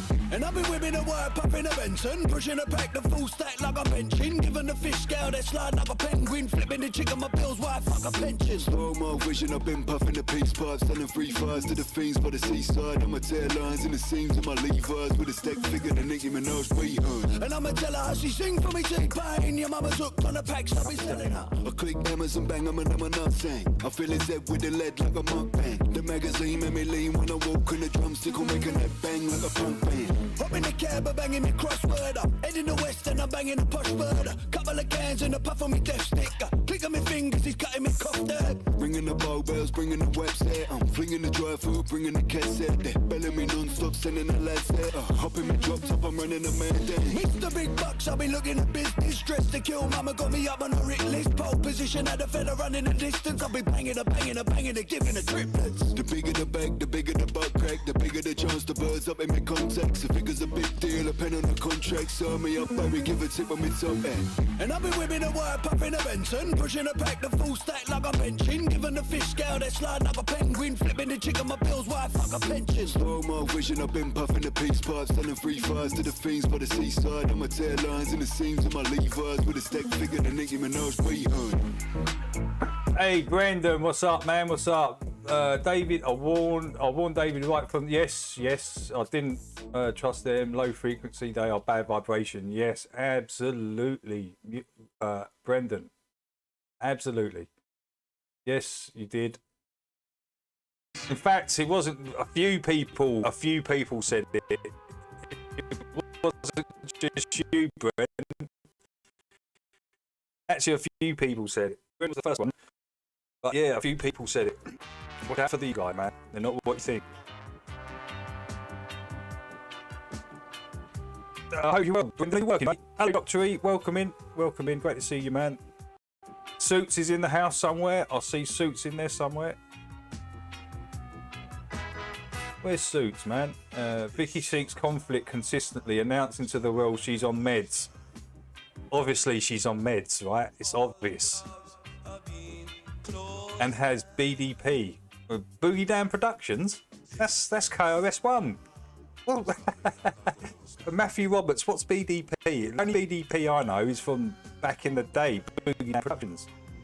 While no one around her immediate circle seems to be brave enough to curb her excessive emotional tirades online. Exactly. And I'm the one that's got to do it, Matthew, because those guys are turning a blind eye to it all. They all know what's going on with her. Even you know what's going on. Everyone in this chat knows what's going on. Everyone in their chats knows what's going on. But yet they turn a blind eye. And what is that? If you allow sin, you're a lukewarm Christian. Anyone that does that, and you're going to be spat out of God's mouth, and you're not going to be able to enter the kingdom of heaven. That's in your book. That's in your Bible. Not mine. I'm not religious.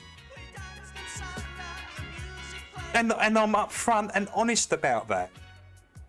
And God likes that. He likes what David said.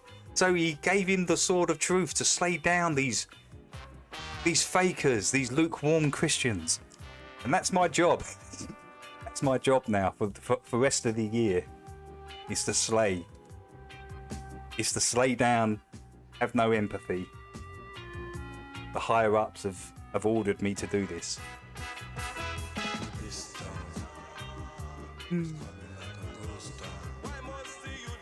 No, but yeah.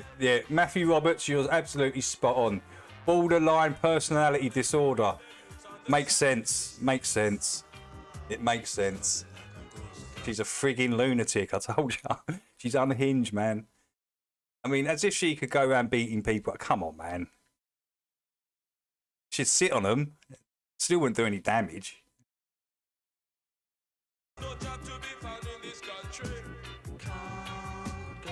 Oh, I've heard her say she'd go around and beat people up.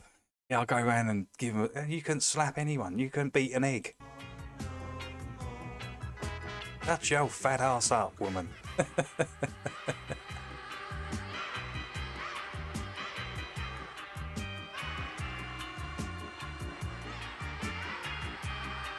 Hey, Dr. Bob, welcome in. Hope you're doing well. Yeah, they will. They will get spanked when they're at the doorway to heaven. They're going to get spanked and sent straight to hell. It's in their book, lukewarm Christians. This is what happens to you. And all I see is lukewarm Christians / flat earthers. That's what I'm seeing. And I'm going to tell everybody about you guys. And so in the end, all you can do is preach into your own crowd. That's it. She's perfect. If we can get all the proper flat earthers away from you guys, and so you're just spewing nonsense to your own people, that's crack on.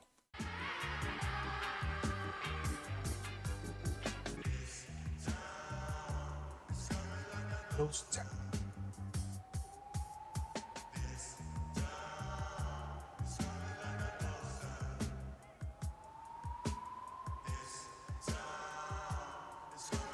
Oh, cool. I didn't know Jaxie's song either for ages. Dance floor, I quite like that as well. That's the specials from way back in the day, 1981. I was 10 years old. I was 10 years old when that came out. And it was a big song back in the day. Do you remember when that first hit, Ghost Town? All the kids were singing it.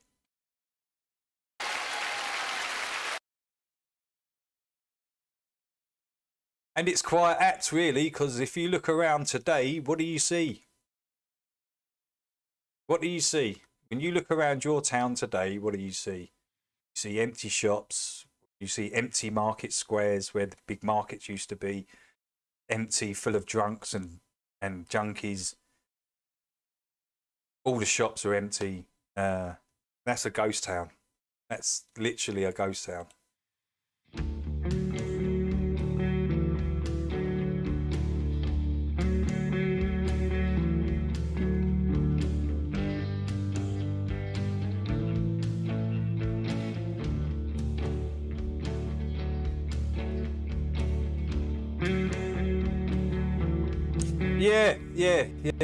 Yeah. There's lots of like barbershops, like Turkish barbershops and all this. Do you know why they exist, Jax? To launder money. That's it. They're always empty. Walk past these barbershops, there's no one ever in there. They're all empty. But they seem to be able to pay the rent and carry on going constantly. They use these barbershops and all these shops and now shops and all that. It's just to launder the money. That's it. Through the business. Because the shop, right? The shop, the barbershop or the now shop or whatever, that's the front. That's the front. What's going on behind that is all the criminality. And all the money gets pushed through that business. To make it legit, right? So it's just money laundering businesses. That's all they are. I thought I was the only one. Yeah, just the front, chills. That's it. Exactly. It's just the front, man. I saw you standing alone on the dance floor. On the dance floor. David, did you see my music video? I haven't seen it, Brendan. I've been quite busy, man, actually. Trying to get all my debts into bloody some sort of thing so I can get it sorted out. Yeah, money laundering, that's it, Jax. That's all they're there for. Welcome to capitalism, banner. Stingray. Good one, dude. Good one, I like it. There's a lot of trouble in this realm. And some gimps just add to the others' weird reality trip. Yes.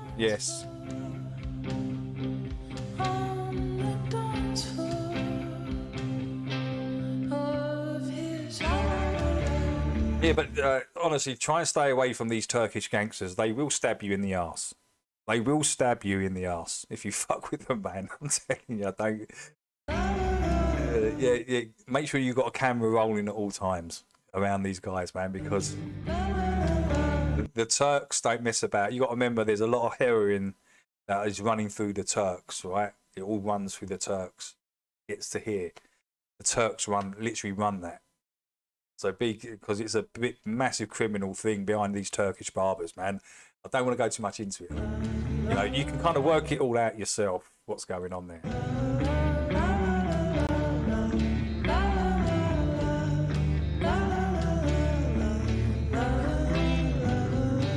Hey, Parody Mike, welcome in, man. Great to see you, dude.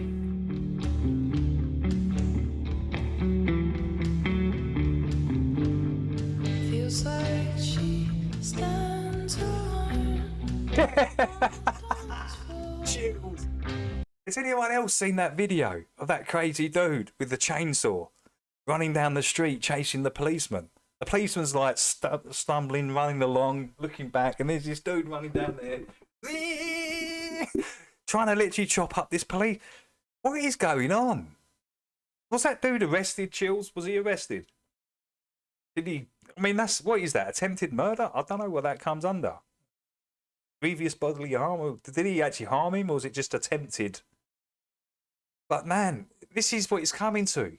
This is what it's coming to. We never had this sort of nonsense years ago, ever. It's because you're surrounded by people that come to this country that don't really respect the country. They come here for an easy payout.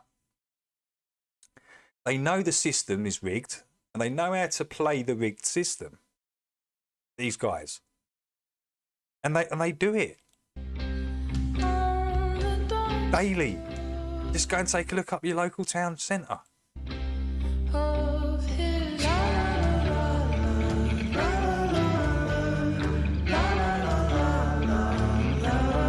He got he did. Loads gets unreported too. Yeah.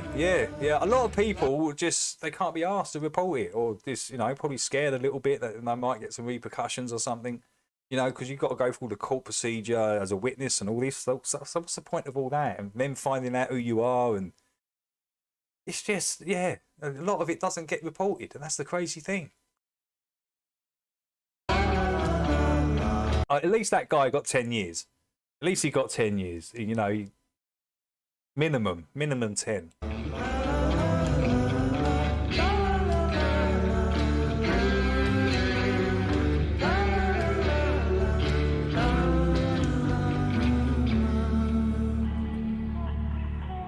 I think that comes under he's a bad mother. Run. Get the out of here. Those less lethal pistols sold as paintball markers are all right, aren't they? ESP loophole exemptions on power limiting. Oh, you can mess with the power on those, can you? Turn them into a lethal or something. That's kind of crazy, man.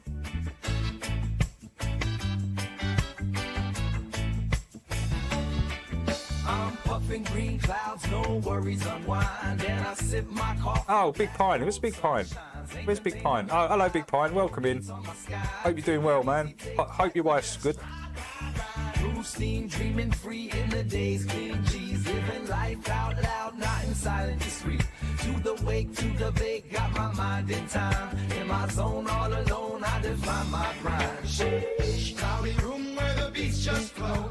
Right, let's have a look what's on this list. Let's have a look, because it's like 20 past 11. I didn't realise time there. We want to watch this to see what this is.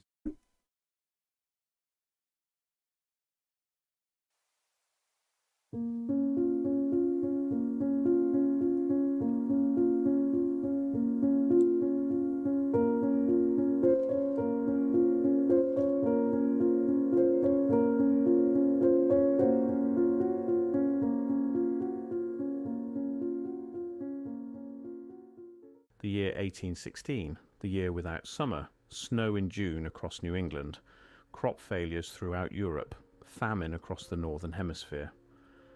Ask any historian what caused it, and you'll get the same answer. Yeah, but the Scots weren't in famine. Why everywhere else on the realm, numbers were diminishing, people were starving. The whole place was in a hellhole. But Scotland, they were thriving. Their numbers were multiplying.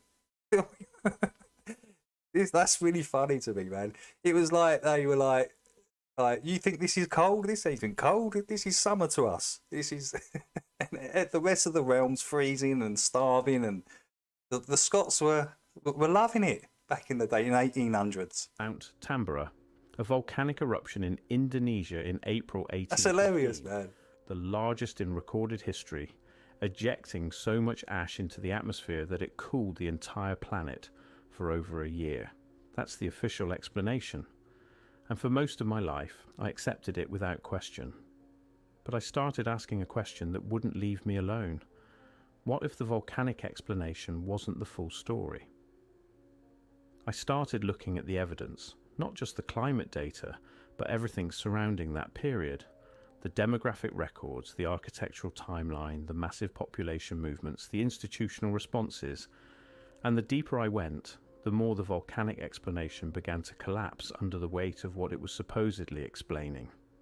Because here's what we're asked to believe: a single volcanic eruption caused global climate disruption severe enough to trigger mass starvation, unprecedented migration, and fundamental reorganization of social infrastructure across multiple continents. All of this documented, all of this acknowledged, yet somehow this event left behind exactly the kind of evidence you'd expect from something far more catastrophic than a volcano. Let me show you what I mean. The temperature records from Don't go to 1816 nuclear are bombs again, genuinely bro. disturbing. Oh, it is We're not nuclear talking winter. about a mild cooling. We're talking about snowfall in Massachusetts in June, killing frost through July and August, crop failures so... Oh, look at that building, man. Look at that building. That is insane. Kind of reminds me a bit of the Dresden church. Go and check out that massive building church in Dresden. It was huge. The scale of it compared to the buildings around it is insane. Whoever built that, man, is on a different level. Severe that they triggered food riots across Europe. But here's where it gets strange. The cooling wasn't uniform. Some regions experienced devastation, while so this was up in the 1800s. I mean, this is minimal impact. Crazy. The temperature drop. I don't know. Is it an AI generated image though? This is the thing now. It might have been an original image and he's cleaned it up with the AI, which gives it artifacts in itself. You know, if you try, it's still little things there that ain't quite right. I hope it ain't. I hope he ain't doing that. The atmospheric but we did see that with the video that he did with the giants. A lot of that was AI.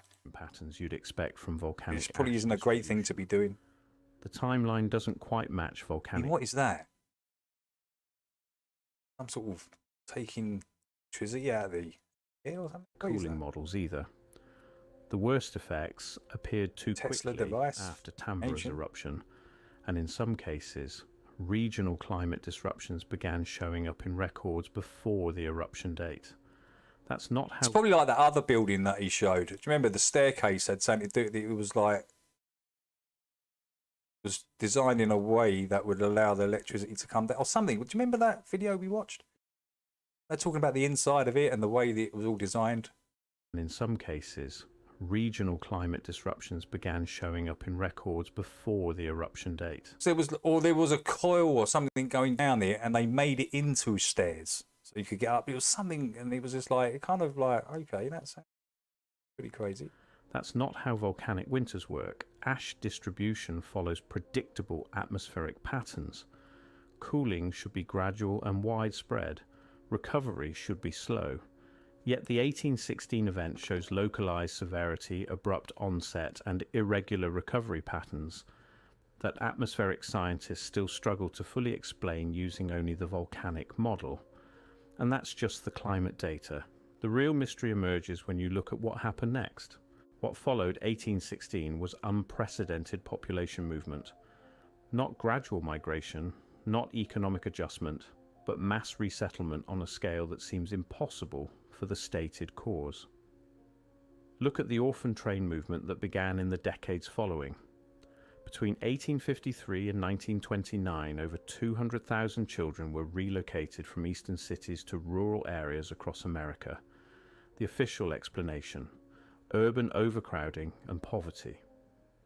But the scale, the timing, the institutional coordination required, it suggests something more significant than simple economic hardship.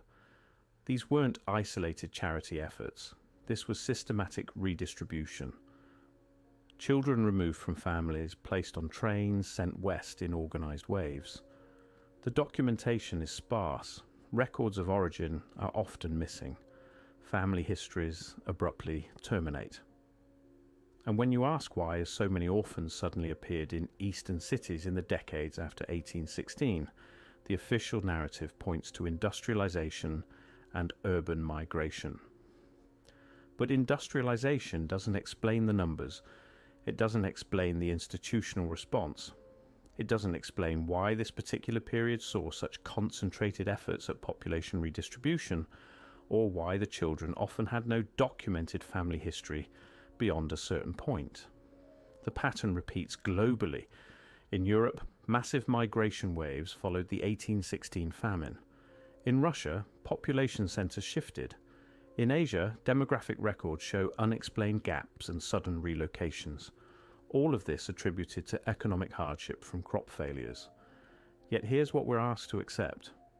A volcanic eruption caused climate disruption severe enough to trigger the complete reorganization of populations across multiple continents, requiring the creation of new institutions, new infrastructure, and coordinated efforts spanning decades, all to address the aftermath of a natural disaster that officially lasted about 18 months.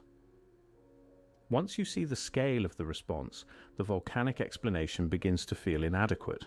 Now, if this were truly just a volcanic winter and subsequent famine, you'd expect to see certain things in the architectural record.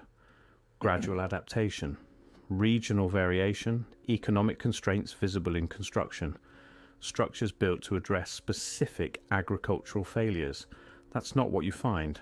What you find instead are massive institutional buildings appearing in waves during the post-1816 Is this the same time when the Thames froze over? Is that what they're talking about here as well? Is it the same time, guys, in the chat? Remember they were going on about when the Thames frozen over? Is it the same time? Jax? I think Jax might know. Brendan, anyone? I think it's got to be the same. It has to be the same time, right? period. Orphanages, asylums, reformatories, maybe not, workhouses, all built with remarkable uniformity. Look at these structures. All appearing within a compressed time frame, all displaying architectural features that suggest purposes beyond their official function. Massive door openings, massive arches. They were engineered structures, reinforced foundations, standardized layouts, capacity far exceeding stated need. And they appear simultaneously across different regions, different countries, different continents, all supposedly responding independently to the same climate disaster. The construction itself raises questions. Where did the resources come from during a period of supposed economic devastation? How was such building coordinated during a time of famine? Why do the structures show architectural continuity with earlier construction techniques that official history claims were lost or forgotten? And here's the strangest part. Many of these buildings incorporate design elements, heating systems, ventilation, structural reinforcement that seem engineered for scenarios beyond housing displaced populations. They appear built to protect occupants from something environmental, something external. This is where the official narrative truly breaks down. I don't know. Because what we're looking at isn't isolated regional responses to local disasters. We're looking at globally coordinated institutional reorganization happening simultaneously across disconnected regions. The orphan trains in America, the workhouse system expansion in Britain, the asylum construction boom across Europe, the population redistributions in Russia, all of this happening within the same compressed time frame. Apparently Mike's putting a video in up there, guys. The same volcanic Mandela effect by but coordination on this scale requires communication, infrastructure, transportation networks, institutional frameworks, and centralized planning that officially didn't exist yet. The telegraph wasn't widely deployed. International coordination was limited. Yet somehow disparate governments and institutions all responded to the 1816 climate disaster with nearly identical solutions: mass institutional construction and systematic population redistribution. Ask yourself, how does that happen? How do isolated regions develop identical responses to a global disaster without the infrastructure to coordinate such efforts? How do you explain the architectural uniformity, the institutional similarity, the synchronized timing, unless of course the coordination already existed, unless the infrastructure was already in place, unless what we're seeing isn't independent responses to a disaster, but rather a coordinated response to something that required global management? And that's where the nuclear winter hypothesis becomes impossible to ignore. I want to be very careful here. I'm not making definitive claims, I'm presenting evidence and asking questions. A nuclear winter produces specific atmospheric effects, rapid temperature drops, irregular cooling patterns based on blast distribution rather than atmospheric circulation, localized severity, environmental disruption. Are any of these images bloody real? They look like they're AI generated. Response and population protection. The 1816 climate data fits these patterns better than it fits standard volcanic models. Now consider what a large-scale nuclear exchange would require in terms of aftermath management, immediate population redistribution away from affected zones. Oh, the link's not working, dude. House displaced populations. Systematic Parody Mike, that reorganisation of link doesn't infrastructure. seem to be working. Erasure of pre-disaster records to prevent panic. Creation of alternative explanations for the environmental disruption. Look at the evidence. Mass population movements following 1816. Unprecedented institutional construction. Orphan waves requiring systematic redistribution. Architectural features suggesting environmental protection. We have old Global buildings still left in coordination during the Cincinnati period of City supposed Hall isolation. and Hamilton Court, Climate County patterns Court inconsistent with purely volcanic causation. House both had so much marble and granite. Explained as response to a volcano. Is that just the face of it though? Volcanic winters don't. Is under that face of granite, is it red brick? That's what they seemed like they were doing. They were covering those red bricks up with orphan trains. They don't require the construction of fortified institutions with environmental protection features. That looks familiar. They don't require the system. Nelson's column? Or was that in France or Italy? It's one. Systematic erasure of Looks population familiar. records or the redistribution of children whose family Nelson's histories column in- terminate abruptly. Nuclear catastrophe does. If you're finding this investigation valuable, I encourage you to examine the primary sources yourself. Hey, Parody Mike's put another one in there, guys. Data is Check available. out. The institutional records exist. The architectural evidence can be studied. Don't take my word for it. Look at what the evidence actually shows. Now, here's where it gets complicated. Because if we're looking at evidence of large-scale catastrophe requiring global response, we need to ask, catastrophe of what? Destruction of what civilization or I just infrastructure lurked. would require this level of Matthew, coordinated aftermath management? we don't mind the lurkers. This is where the Tartarian hypothesis enters the investigation. Looks like London, I know. Yeah, it looked like Nelson's creating- column right in the middle there, but all the buildings around it didn't add up. It's like, these have to be AI generated.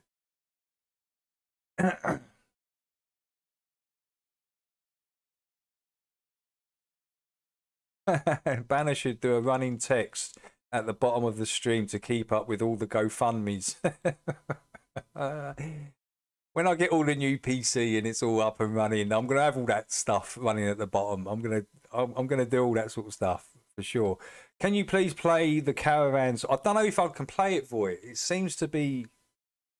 Let me open it up in a new link. But it seems to be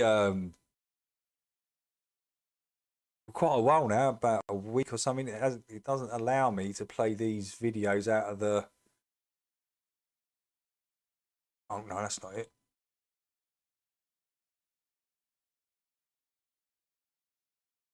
Yeah, it comes up with some weird thing. Oh, is it working? Why is it working today? This is so weird. Maybe it was just over the last week or something. You should see my caravan. It's a belter.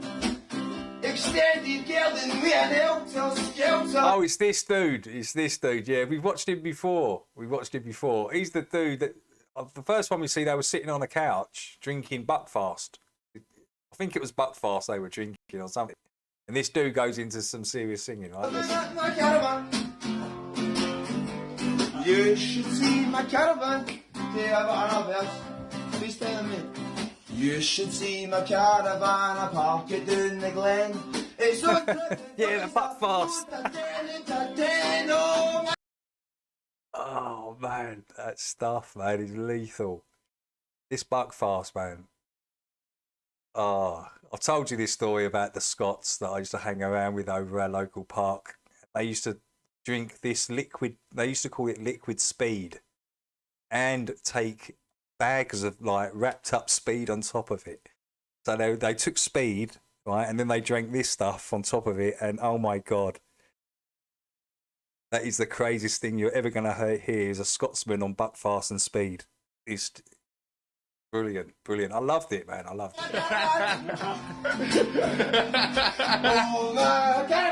Dat feels Komt in till my caravan to brother in pizza. Just we ain't got fuck all when the freezer left my caravan. Oh, they left my caravan. Get away from me, bro. And they walk like this, and they talk like this. And Uncle Patrick, race them.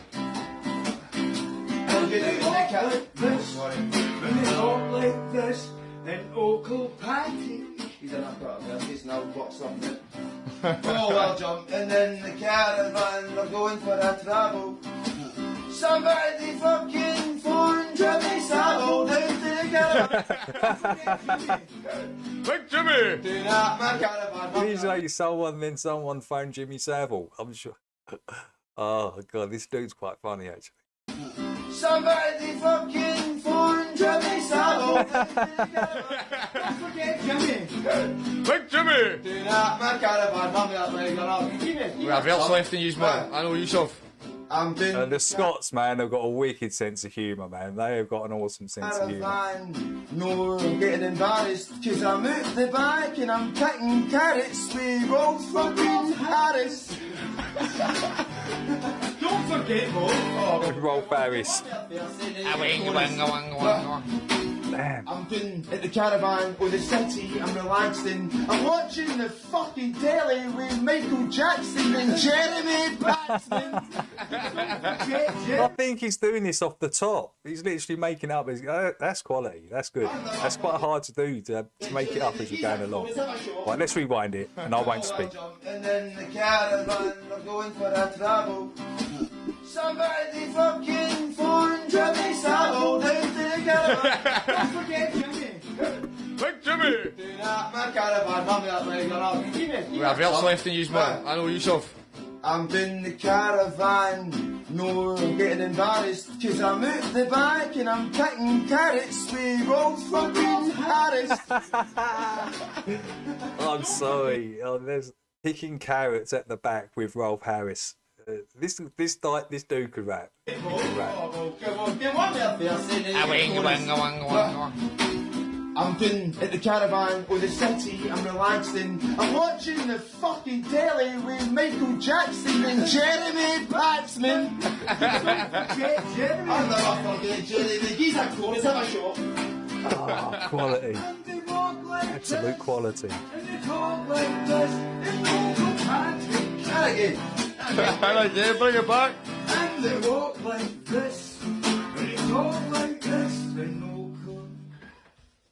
Get it off. Yeah, that's quite good, that for you. I quite enjoyed that, man. Yeah, we've watched him before. He's pretty cool. 16 maps. Look at architectural survey. I'm at the back picking carrots with Rolf Harris. That's section. Look at the structures that survived into the modern era. There's evidence of sophisticated infrastructure, advanced construction techniques, and coordinated urban planning that predates the Graham says Buckfast is breakfast. Buildings displaying engineering. A bottle of Bucky is about breakfast for the Scots. They, that's nothing. That's like us drinking lemon juice in the orange juice in the morning. That's like us, with a little glass of orange juice, and they've got a bottle of Bucky there and a big bag of speed ready to go. Precision that shouldn't exist yet. Cities laid out with mathematical precision. Infrastructure suggesting centralised planning. Then look at what happens after 1816. Sudden gaps in architecture. Man, every time I met up with those Scots, it was normally like at weekends. They used to come over like during the week as well sometimes, but it's normally like Friday and Saturday night. They'd be there with their Buckfast and their speed. Man, it was the funniest times. These guys were so funny. Just had us in fits. Fucking brilliant times, man. Brilliant times. Structures attributed to earlier periods but showing construction techniques from later eras, missing documentation, abrupt transitions in building styles, and everywhere institutions designed to manage displaced populations. What if 1816 wasn't just a climate disaster? What if it marked the destruction or collapse of existing infrastructure on a scale requiring complete social reorganization? What if the orphan trains weren't moving children displaced by famine, but rather survivors of something that destroyed entire population centres? The nuclear winter Yes, hypothesis logical. provides Yes, that's a fact. That's some nasty stuff, that, mate. Didn't he have the keys to the? Was it the Royal? Was it Stoke Infirmary or something? He had the keys to like a mental asylum hospital. What is going on there? Why has Jimmy Savile got the keys to a mental institution? He used to, he had a caravan park there and everything. He used to live there. What was he up to there? I don't even really want to think about it, do you? mechanism, advanced civilization possessing weapons technology, catastrophic exchange or accident, global environmental disruption, surviving infrastructure requiring either destruction or conversion. Yeah, keys to Broadmoor, which is populations requiring. You know, that's a mental asylum, basically. Criminally insane Broadmoor. And just mental people. So he had the keys to Broadmoor. That is, and he was good friends, yes, Jax, again, good friends with the Yorkshire Ripper. And didn't Jimmy Savile live just over the road from the Yorkshire Ripper? He could see his flat from his flat. And wasn't there a body once right outside almost Jimmy Savile's flat? There's a big connection there with those two and those murders. And then the creation. You know, the Yorkshire Ripper stuff we're talking about. I feel Jimmy Savile was involved in that. An alternative narrative. It's too much of a coincidence, you know, that he just lived. He could literally see his flat from his flat. Volcanic eruption, a natural disaster, something comprehensible, something that doesn't require explaining how advanced weapons technology existed in the early 19th century. Let's return to those orphan trains. Because once you start asking deeper questions, the official explanation becomes best friends with sausage fingers. Over 200,000 children, systematically relocated, often with no documented family history, placed with families in rural areas, away from urban centres, away from the regions most affected by the supposed climate disaster. We're told these were children displaced by urban poverty following the 1816 famine. But the timing doesn't work. The orphan train movement didn't peak until decades after 1816. If this was simply famine response, why the delayed institutional response? Why did the programs continue for nearly 80 years? And why were the records so incomplete? Why do so many of these children have no documented origin? Why are family histories so often truncated at a specific point, unless these weren't orphans from poverty? Unless they were survivors of something that destroyed their communities entirely, unless they were being moved away from areas that remained dangerous, or that contained evidence of what actually happened. The pattern suggests systematic relocation away from specific zones.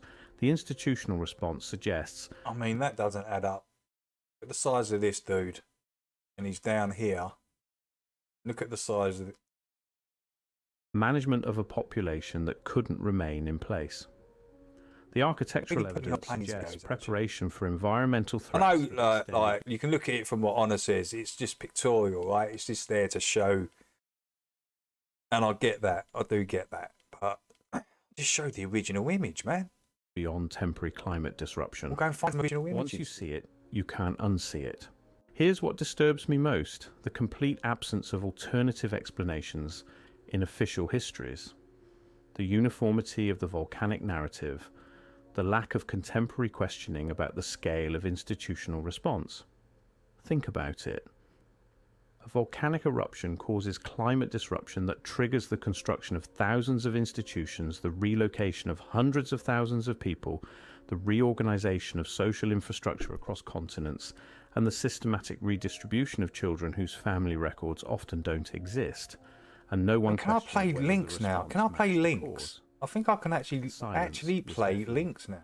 And it remains so Why is today. that? Why is it? Mention nuclear winter in the context of 1816 and you're dismissed as a conspiracy theorist. Point out the coordination problem and you're told it was just effective response to crisis. Question the orphan records and you're accused of being insensitive to historical poverty.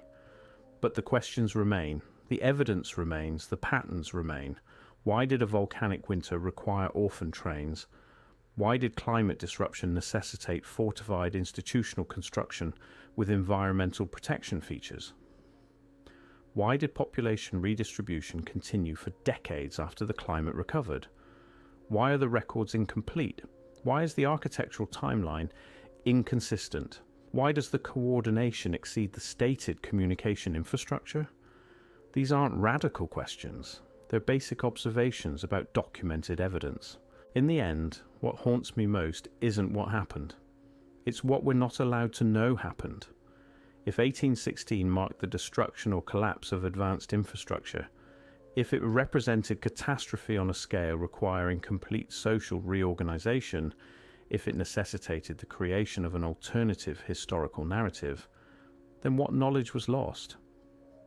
For decades following the climate disruption, we see humanity struggling to reconstruct techniques that earlier records suggest were already mastered. By the 1850s, when industrial development supposedly hit its stride, we weren't inventing new methods. We were rediscovering old ones. The precision manufacturing, the advanced metallurgy, the sophisticated construction techniques, they all appear in fragments before 1816.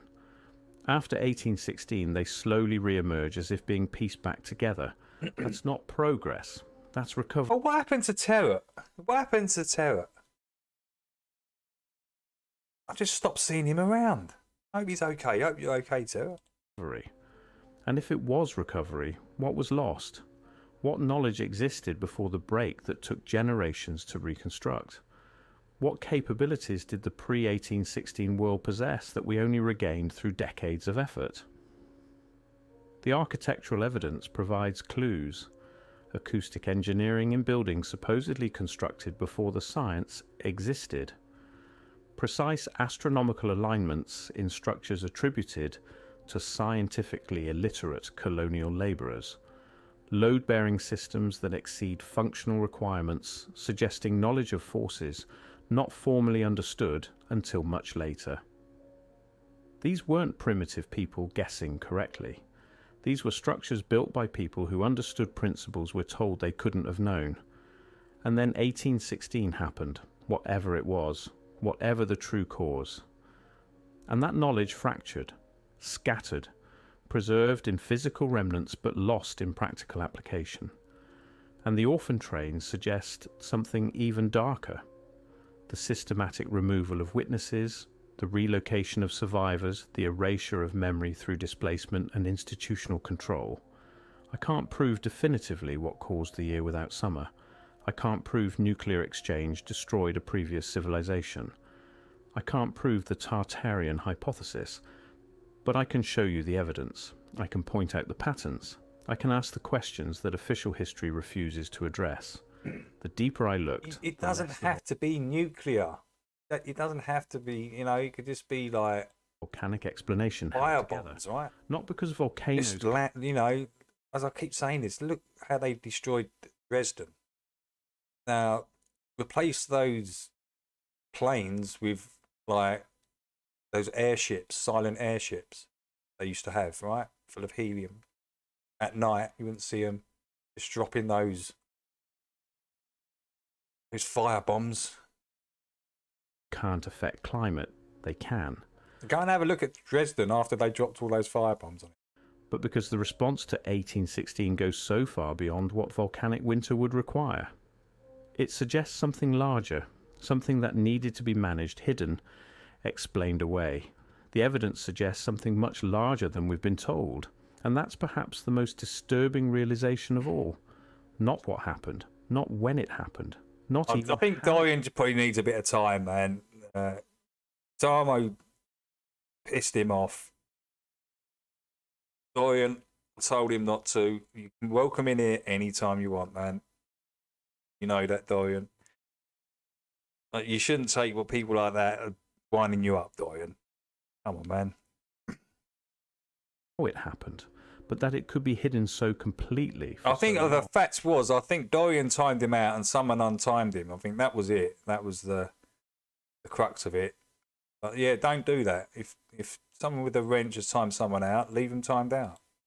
Behind a story just plausible enough, especially if it's the God mods as well doing it, that most people never think to question it.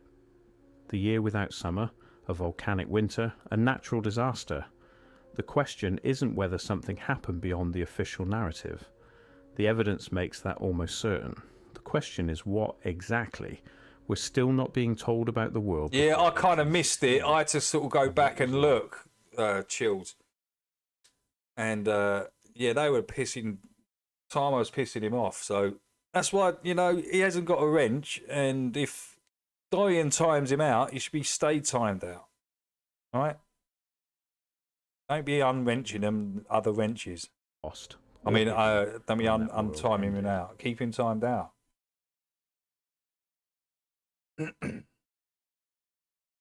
Because we all know Timo can be a wind-up merchant, right? And that's what he was doing with air pressure. Didn't want this. All right, I'm ready. What's on your mind?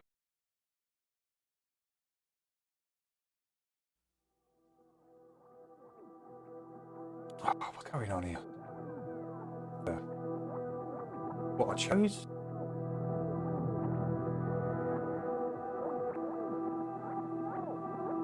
Is it?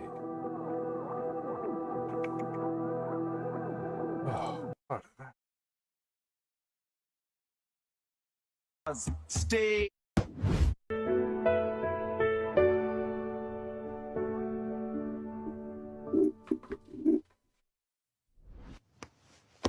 Once you know this, your life will never be the same. Are you ready?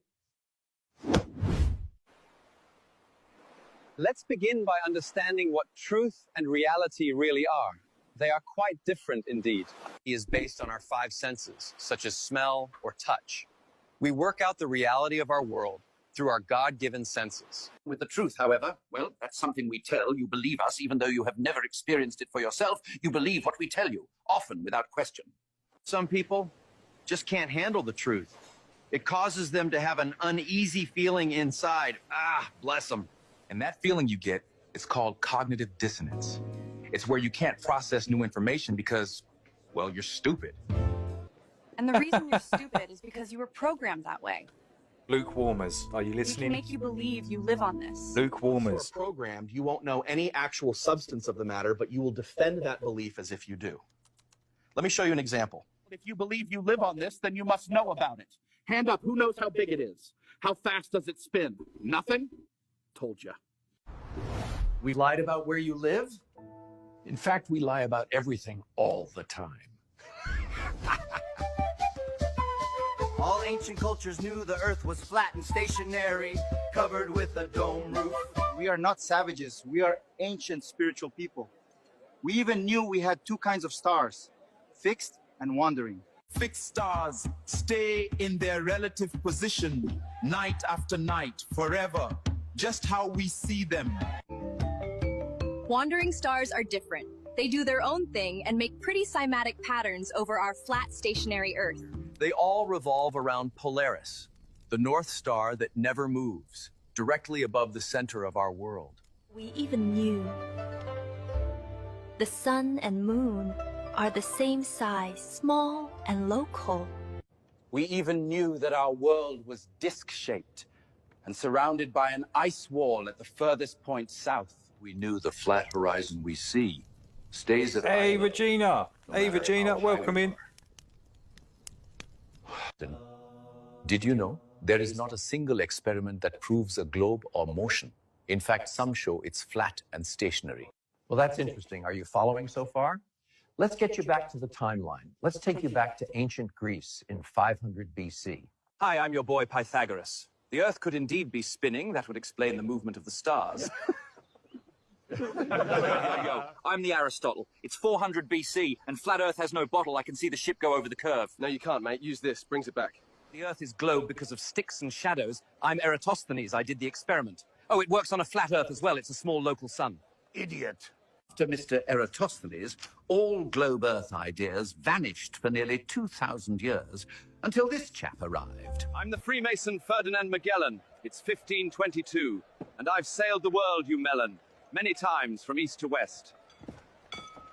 Yeah, Ferdinand. Everyone has done that. No one has gone from north to south, though. Muppet. Yeah, you can't get past Antarctica. It's patrolled by the United Nations military, and they even use the flat Earth on the UN flag.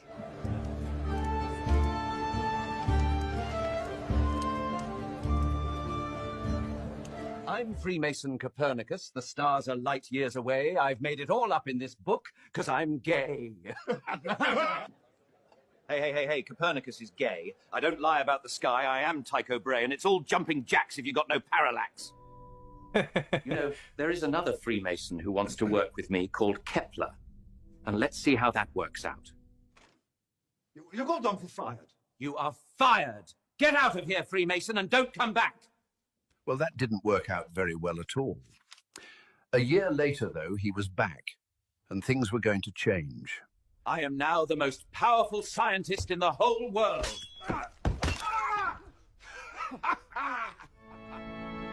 I am Kepler, Freemason, and now the leading authority on made-up space. And I got away with murder!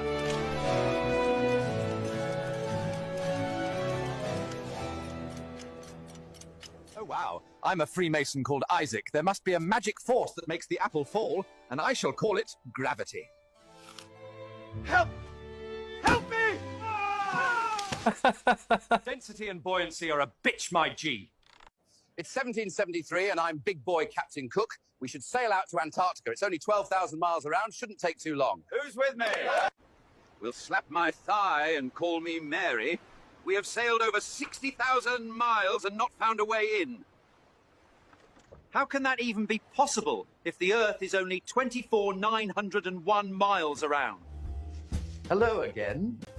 Thought I'd pop in to make sure you're still following. You are? Excellent. Bonjour, Missy Me. It's 1783. I can see for miles. I love your smiles. See further than I should. Even if I could, that baby's flat.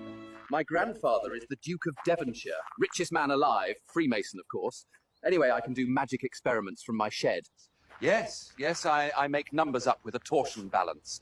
I observe it through a window with a telescope. Mental. Not as mental as me.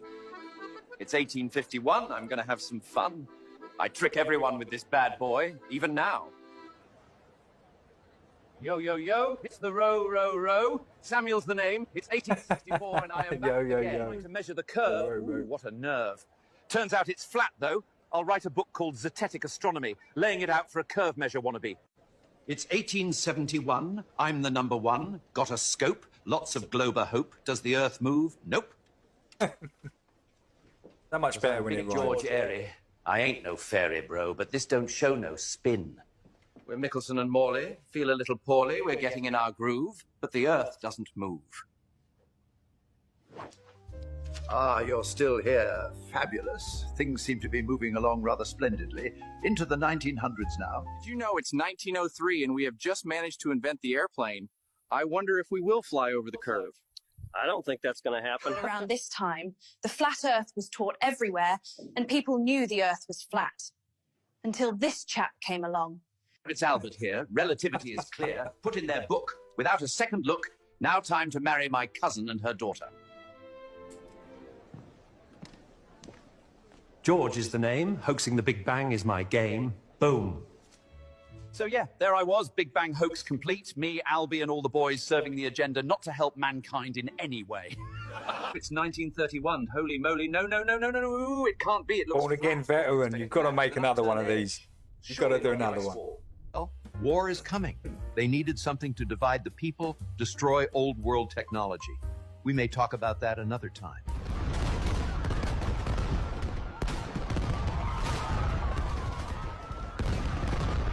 it's 1946. War is over. We have all the German war engineers. I'm going to Antarctica and going over the ice wall. You are such a legend. Yeah, Birdie here. Been over the wall.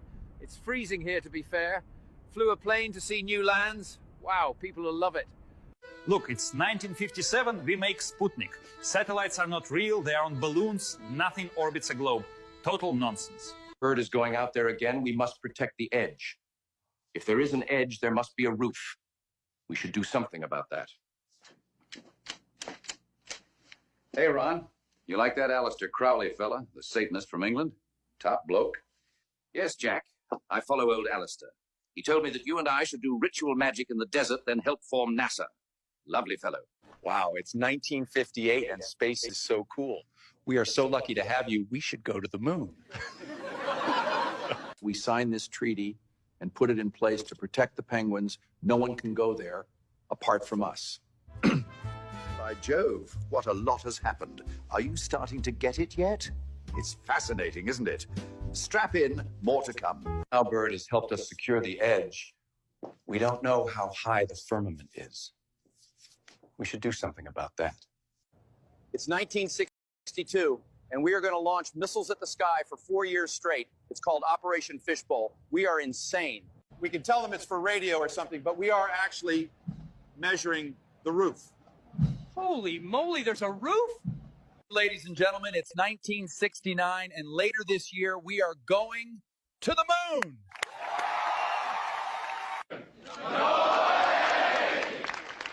No one's landing on a luminary. It's just a light. Lying cheese balls. All the preparation and trials haven't worked. How do we fit the buggy in the lander? Anyone got a lemon? Look, we are all Freemasons. We can't go to the moon. We are going to act it out, and you are going to lie about it for the Brotherhood forever. Did you really go to the moon? Of course we did. No need to ever doubt us. It's all real and genuine. Are you sure you didn't lie to the world and film it in a studio? Of course not. Those aren't wires or studio lights. We have completed our task for Satan. We made the world believe it's a globe and not God's creation. We must continue our deception to rule over the stupid masses. All hail Satan! Master of evil! Oh, hi there, me again. Hope you don't mind. They're not done with their space programming yet. Pay attention. Ladies and gentlemen, it's 1986, and we are going to send a civilian to space. What could possibly go wrong? Vote for me.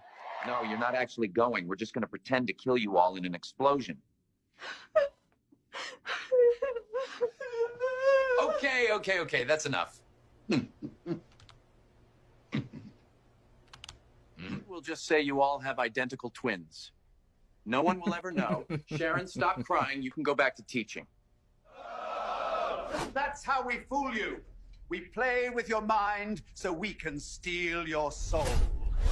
I know what we need, a constant reminder in the sky. We shall pretend we have a space station. Absolutely fabulous. I fly the space station. It's just a tripped out B-2 bomber that looks real so the Globers can take a picture. Yeah. They think it's real. They are so dumb. Well, there you have it. The battle eternal, flat or round. We only hope one day we have an army of flat earthers. Good night. God bless.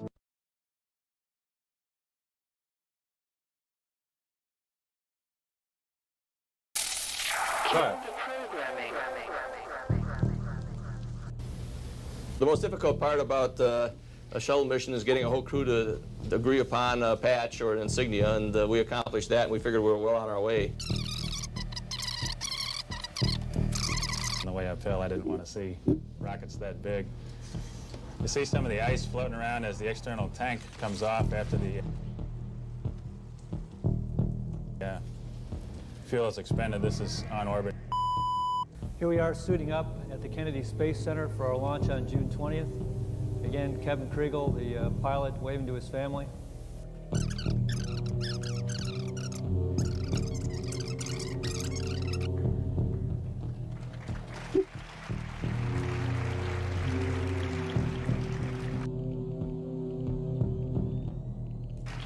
Well, it was just absolutely fantastic to see. Fuel is expended. This is on. Well, it was just absolutely fantastic.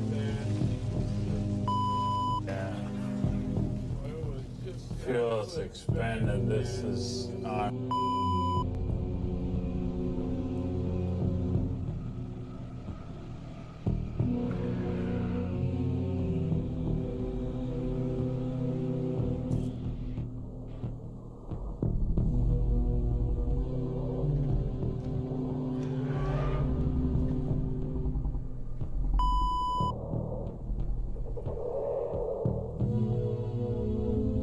Not everybody can be a robot polisher.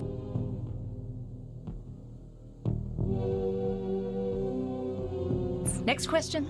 Yes, over here. Right, Haven. In episode BF-12, you were battling barbarians while riding a winged Appaloosa. Yet in the very next scene, my dear, you're clearly atop a winged Arabian. Please to explain it. Yeah. Well, whenever you notice something like that, a wizard did it. I see, all right, yes. But in episode AG-4... Wizard. For Glaven out.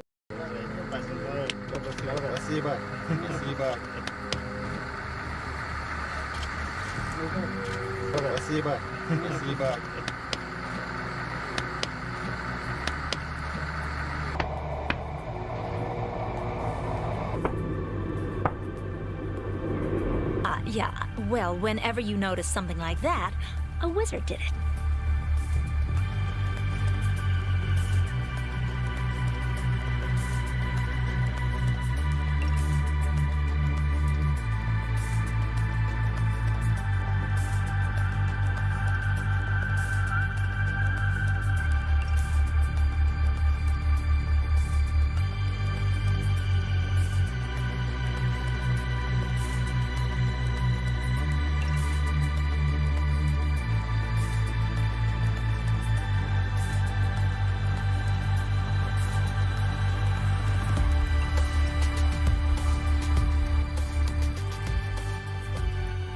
A wizard did it. We will now examine the extensive fabrications and deceptions promoted by NASA and other space agencies that have constructed a completely fictitious narrative and framework of cosmology in the Earth. This will sharpen our discernment and help expose this elaborate psyop that, as of recording this, diverts into itself an astonishing $72 million per day in taxpayer funding. In countless video interviews, allegedly from the International Space Station, female astronauts are clearly seen to have their hair rigidly set, presumably by hairspray, as it springs back to its original position with each movement of their head. This lack of natural, free-flowing movement stands in contrast to what one would anticipate in an authentic zero-gravity setting of space. Despite several rigorous head movements, the astronaut's hair snaps back to its original position from the start of the interview, as if it were on springs, instead of drifting freely, as one would surely anticipate in the zero-gravity environment of space. Why would there be a need to orchestrate such an effect when untethered, free-floating hair would naturally occur in a low-gravity setting? If stray hair were a practical concern, simple solutions such as wearing a NASA-branded hat or tying the hair back in a bun or ponytail would suffice. Instead, NASA constructs the illusion of a weightless environment. A wizard did it.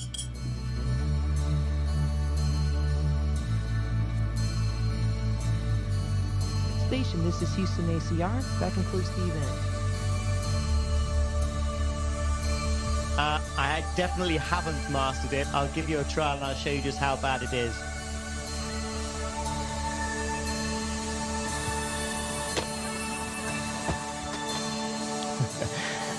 Practice makes perfect. Give me another week. Wizard.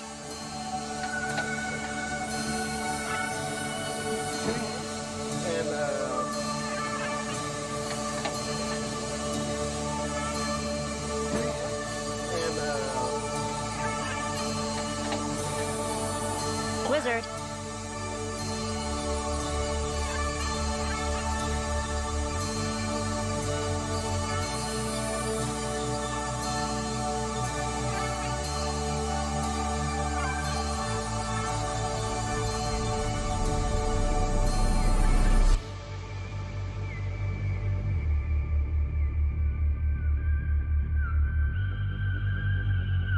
Wizard.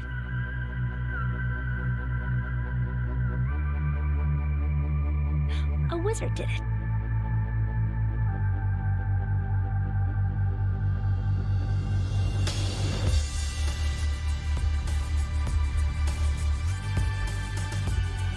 Can we finally confront the reality of our blind and trusting acquiescence to such deceitful fabrications? We have become too complacent, settling for the absolute minimum: a fleeting headline, the sight of a rocket climbing the sky, and a handful of dubious images alleged as evidence. This is an affront to the public's intelligence and their entitlement as taxpayers to an acceptable level of proof of such alleged monumental space endeavors. Could our enchantment with the concept of outer space play a part, fueled by dreams of moon bases and interstellar tourism? Is it the allure of space exploration, amplified by the science fiction of Hollywood, that has us so blindly trusting to believe such sparse evidence without innate skepticism? When will we acknowledge the growing evidence of a grand and carefully crafted deception? To what extent are we willing to ignore our intuition, logic, common sense, and reason merely to conform to popular consensus, go with the flow, or avoid confronting internal conflicts and thereby deny deeper truths? It should become clear that the concept of outer space has been entirely fabricated with a discernible motive.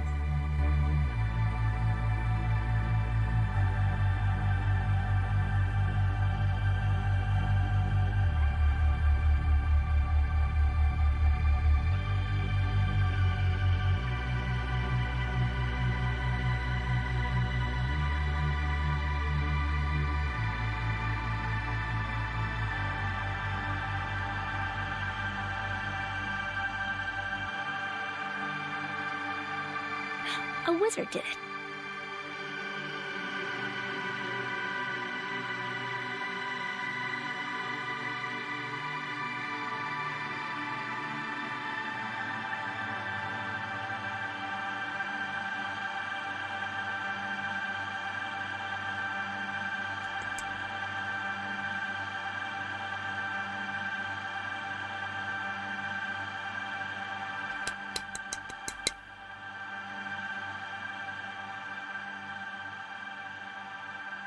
Wizard. That gets it down to 100. Hey, you're looking at me with the big eye. Right, the big eyes on you, Joe. Very good. Let me see if you're nervous, Joe.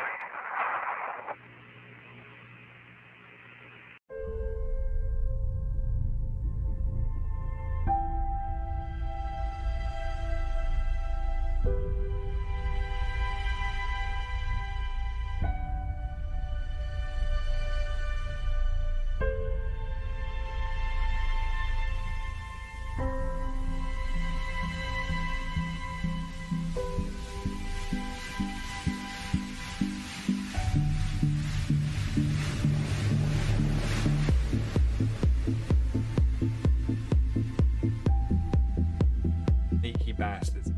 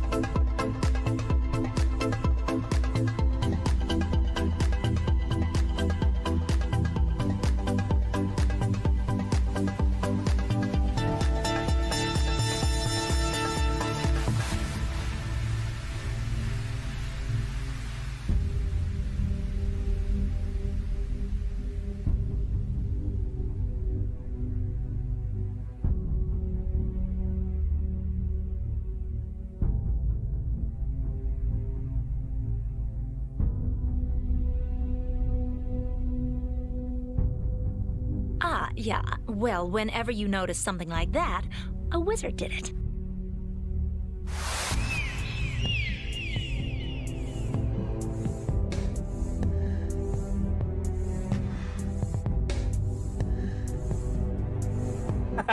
Wizard. Not guilty much.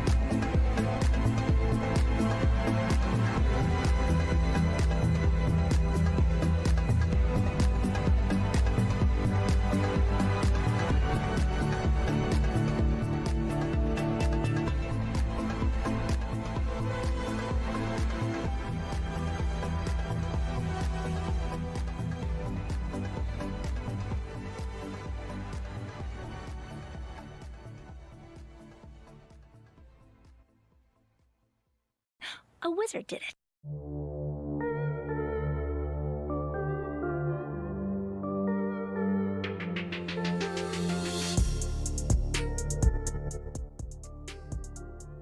Finding out that you've been lied to on a large scale is a very humbling experience. To think that you could have been deceived, similar to a child believing in Santa Claus. Why would they lie about Santa? And why would they lie and pretend to be going to space and putting us on a fake cartoon ball? It's a really good question. But what I'm going to address today is just the obvious and undeniable proof that we've been lied to. It's been a while since I've put together a compilation of all of the fraud in space, and I'm not going in any particular order, and I will. Oh, is this actually John Thor? That have not been disproven, because there's no way to argue your way out of these guys being deceivers and using tricks to deceive all of us. They don't always get caught, but sometimes like this, where you have Don Pettit pretending to drink coffee out of his homemade container that is spill-proof due to the properties of water and the angles of this cup that he has made. His engineering skills are being shown off, but what happens is the coffee comes out of the container, but not in a natural way. It literally shoots straight through the plastic, glitches out, and turns into a computer-animated square. And it was empty all along, deceiving you. Just like it is a computer animation, virtual augmented reality, and that's what he has, and he's showing it off. Luckily, thanks to the Father, sometimes these deceivers get caught, and those who have eyes can see the deception. That is not possible. Well, they might have layered it. That could have been layered. That could have been actually real, and they've layered this in over the top of it. When he's moved, it's glitched out. With any other... And it was empty all along. Or it could be a full augmented VR, which it probably is actually. Technology than multi-layered virtual reality. They have unlimited resources to pull this stuff off. It's not extremely hard to do. It is difficult, but they have more money than Hollywood. Now, this next one, this one's kind of funny because Mr. Hatfield over here, he's one of their favorite people to put in front of the camera because he's very charismatic. But on this day, when he was showing off his skills, the microphone does something special. I don't see any charisma in this dude. Does anyone else see any charisma in this moron Hatfield? I don't. Any charisma whatsoever. Penetrates his head, his ear, and eventually his throat, his face. And you can't make this up. It's just that multi-layered technology malfunctioning, and the microphone is literally sticking out of his neck, as you can see here. You can't un-CGI your way out of this when you're doing it live. This is live, and so you have someone talking into his ear and telling him, hey buddy, you probably need to pull your head away because there's a mic sticking into your neck. And so that's what he does. In the middle of his song, just started this song, he pulls it's bad, isn't it? It's so bad. Control room like they always do, and you have the man over here taking pictures who realizes this. He's probably zoomed way in on the screen, and then he puts his camera down and these are the lengths. These are the lengths they're willing to go, though. It's the lengths they're willing to go to deceive everyone. Why? Why? Because it's control. Controls your mind. You're in a world prison, globe prison of the mind. Makes the face of like, oh no, this isn't good. Look at that face. And so he wants to take another picture, but he does the right thing and avoids losing his job and his life. You better not take it. Those are just two little computer animation fails. This next one is one of my all-time favorites. It's our first time seeing the stars from space. This was taken before NASA started faking space. This was the US Air Force, and it's probably why they decided to just devote a branch to focusing on faking of space, because here's the footage taken from the capsule, or so they told us. And there's the moon, the Milky Way galaxy at the bottom. You can see the moon here. Look at the moon. Oh, this is meant to be legit back in the day. This is what they see. Come on, man. None of these stars add up to anything. What's that? Is that meant to be the plough? What's this? Is it the Seven Sisters? Come on. Look at it. It's complete nonsense.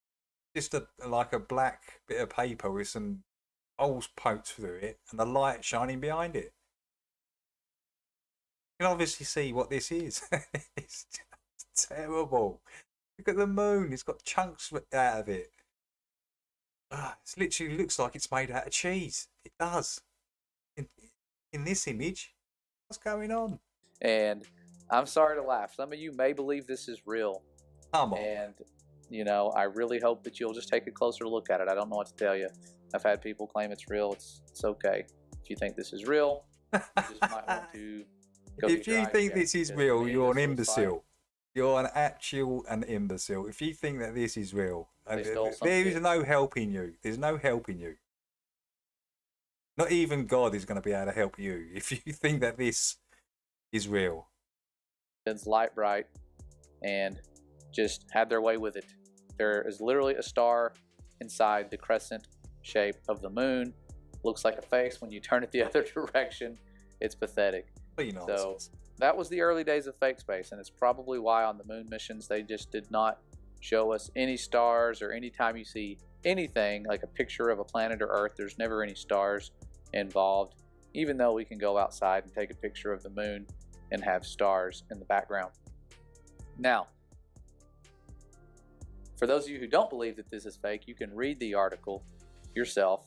This is from the British Faith, a news organization, and they say that the shot of the starry sky, including the moon, was taken from the capsule. That's their claim. You can look at it again and see if that's what you think. Maybe that's what the firmament really looks like, and that's what they're hiding. But oh, come on. I believe it's deception.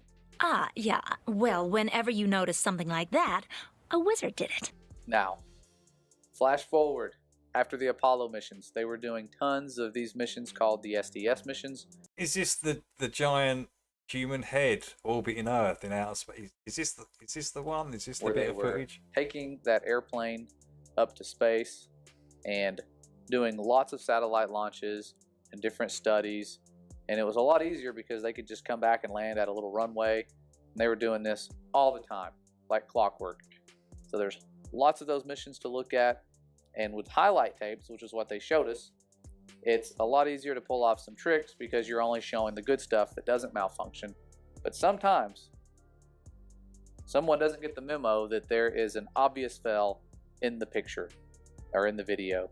And in this case, the string that is lifting up this satellite that they're pretending to just shoot out into deep space becomes visible for a brief moment. Back in the day, we didn't catch this because we didn't have internet. We couldn't replay it. Now we do. And now it's kind of like, you know, Santa Claus's beard getting pulled off. You have to realize you're being lied to. These people looking out the window, pretending to carry out these missions are actors. They're some of the happiest people on Earth, even though you can put somebody like me in an airplane, and I love to fly, for about 15 hours. I'm no longer happy. These people are in there for, you know, nowadays like a year, and they're just perfectly smiling, happy people. They don't go crazy at all. I would go insane.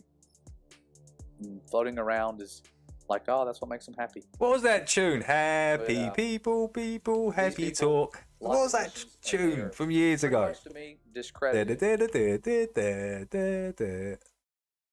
Captain something. Was it Captain? Well, someone knows that. Somebody knows that song. Jax, do you know that song? Happy talking, happy talk or something. It was Captain something. Sensible, was it?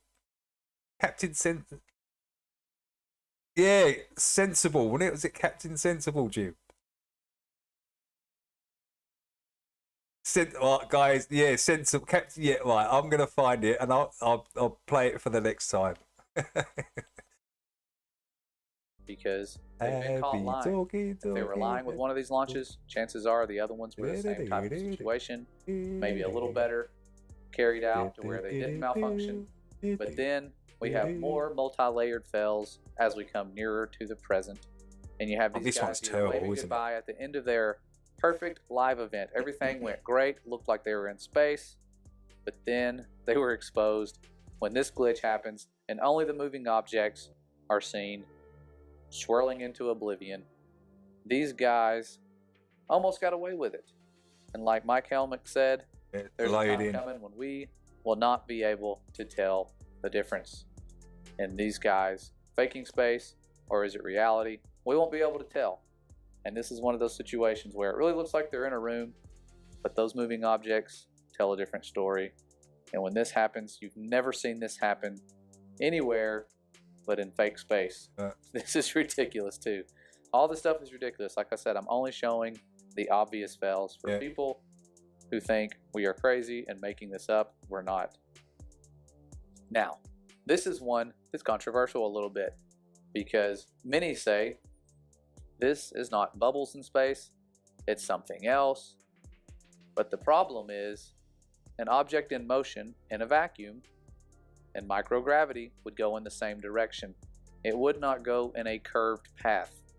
And you see lots of times, whatever this is shooting out, the people at NASA had no clue what it was. The astronaut said he couldn't even see it, but these things were shooting out at a rapid rate. If it was water like they thought it might be, that's a need to panic when your environment is 200 miles above Earth and there's no way to get you fresh water. Obviously they're in a water pool and you know these are scuba tanks on the back here. It's just obvious. No debating or there's nothing. And this looks like gallons upon gallons just you can clearly see what it is. Look, all the bubbles here. Or water, it's a big deal. And they don't seem to really care, and they just carry on. It's bubbles. It's bubbles from the scubas. This is actually a life or death situation because they have a limited supply of everything. But there you go. You can see it everywhere. Tons and tons of bubbles or water. It's definitely not what Scott Kelly said, the flakes of paint, because of the rough environment of space. The whole spaceship will be gone in a week if that's flakes of paint like he said. Exactly. I mean, what paint are they using? This one, very interesting. You're watching one of their mini satellite launches. Of course, they were faking it in the 80s. Using like just like a light undercoat. Chills. They're using a light undercoat on the space station.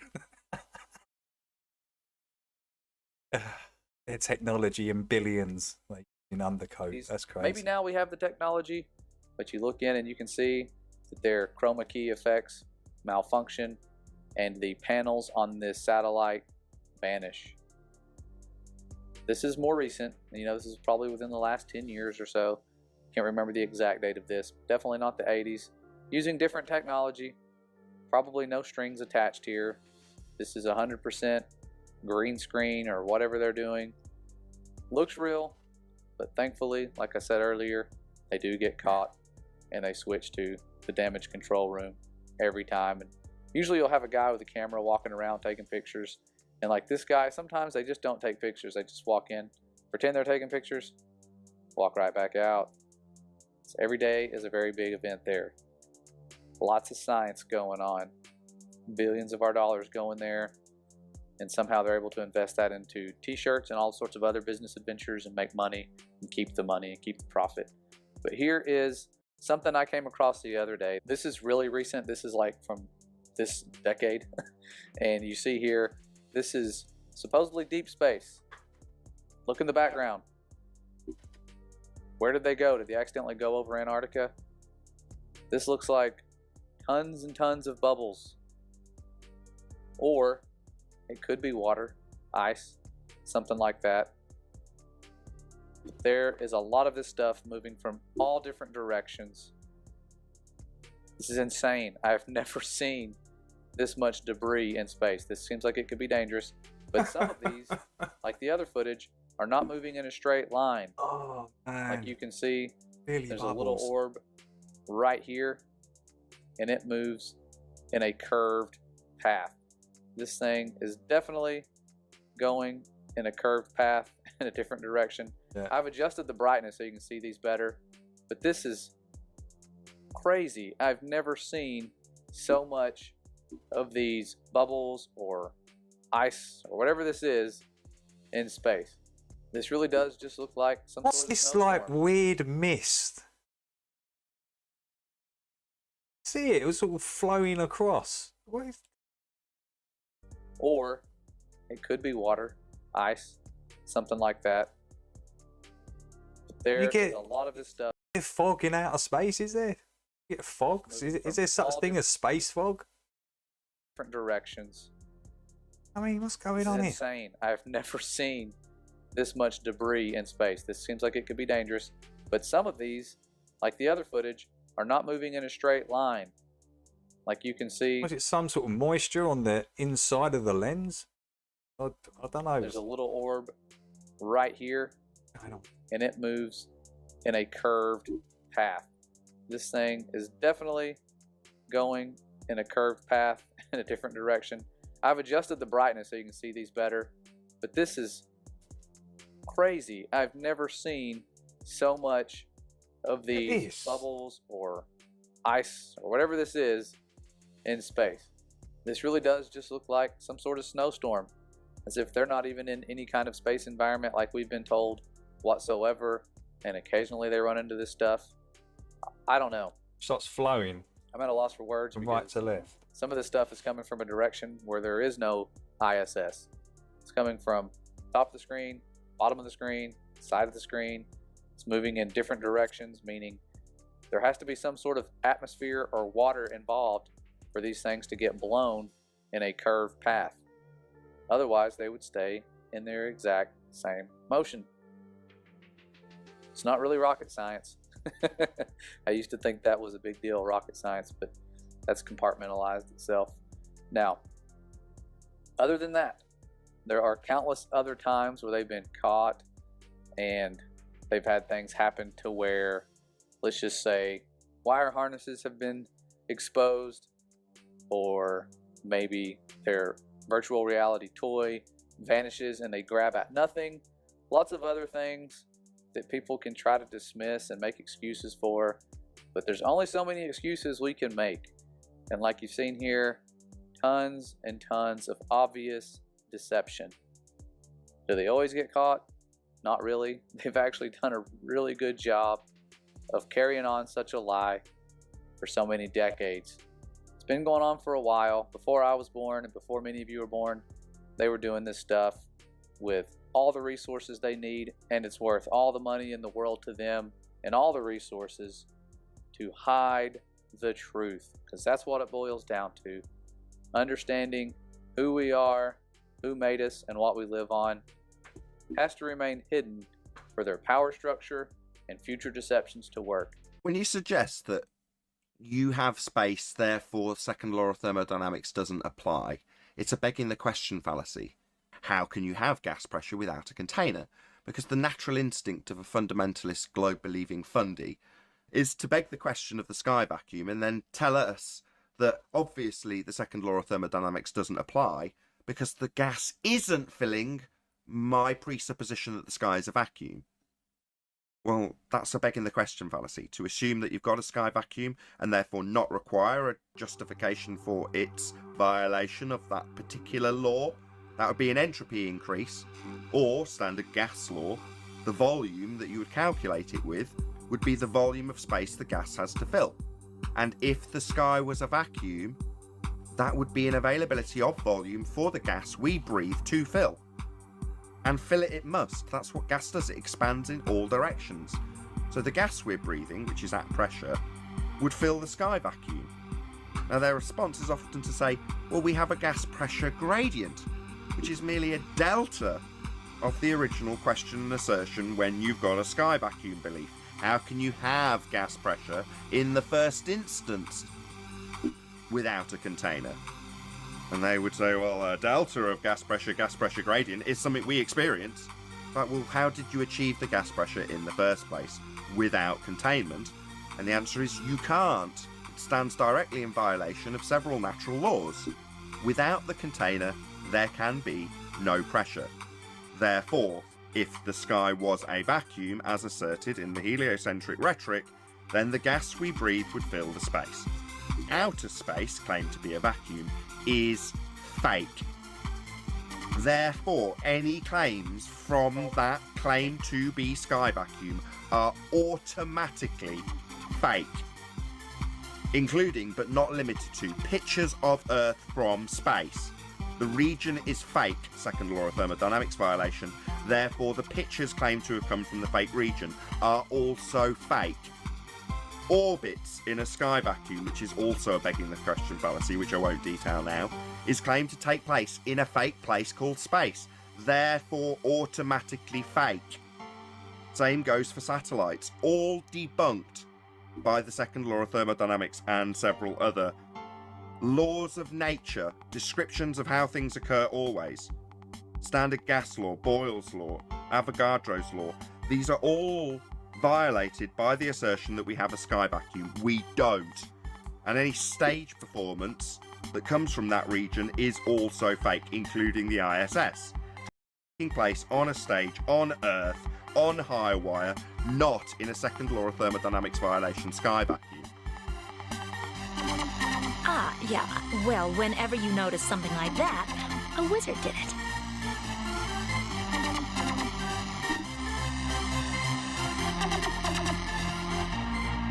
Wizard.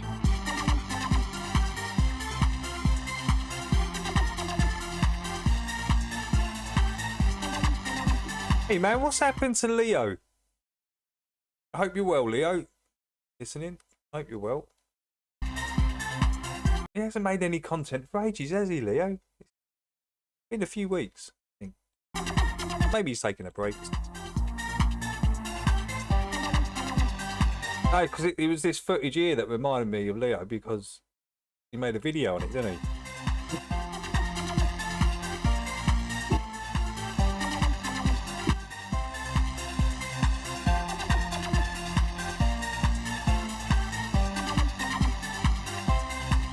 That's Leavenworth Observer.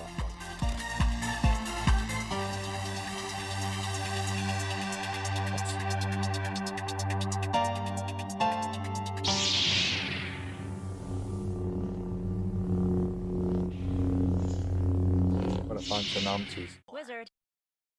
This world is not what you think it is. This world is not what you think. Boom, boom, boom. Maybe we just got enough time for this.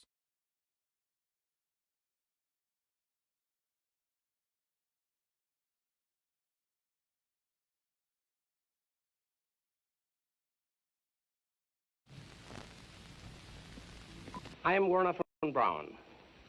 This motion picture was produced to enable you to experience more personally and vividly the most dramatic events of the Apollo 11 story. The pictures and The pictures and sounds are real, recorded in real time, where the action really was. Real time, really was. It's real. We are going to the moon. 6, 5, 4, 3, 2, 1, 0. Ignition sequence start. We choose to go to the moon. We choose to go to the moon in this decade and do the other things, not because they are easy, but because they are hard.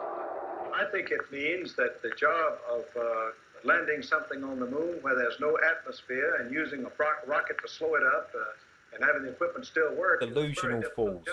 We've been brought in here by Stanley Kubrick to more or less ensure the scientific integrity of the film, to make sure that it's very, very close in reality, but still we want to make certain that it has a base of reality. Before the end of the 60s, we will see a man to the moon, an American, and we're very proud that our country continues to produce these young men who go so far and carry with them so much. To put people on the moon and with enough fuel to enable them to return safely home to Earth requires a still larger and more powerful rocket, however. It's going to take some time, and I think we have to recognize it. They secured these large boosters, which have led to their being first in Sputnik and led to their first putting their man in space. We are, I hope, going to be able to carry out our efforts with due regard to the problem of the life of the man involved this year. But we are behind. However, let us imagine for a moment that the many problems have been solved. We are ready to begin our first voyage to the moon. It is quite possible that an aggressor nation that dominates space will then dominate the world. We're in the final assembly building of the LEM. Stanley Kubrick and I have set ourselves several objectives. We hope to convey to the public the wonder and beauty and promise of the new age of exploration which is opening up before the human race. Arthur, here we are on the LEM ship, and one can almost imagine we're on our way to the moon, or we've arrived at the moon, as a matter of fact. Can you believe it? Can you realize that we, that you and I, that all of us, have actually begun the exploration of another world? We have taken the first historic step into our solar system. Take 1. That's one small step for man, one giant leap for mankind. Take 2. That's one small step for man, one giant leap for mankind. We, the crew of Apollo 11, are privileged to represent the United States in our first attempt to take man to another heavenly body. Man walks on the moon. Man walks on the moon. The first man from Earth walked on the surface of the moon this morning, and the suspense here in London is unbelievable.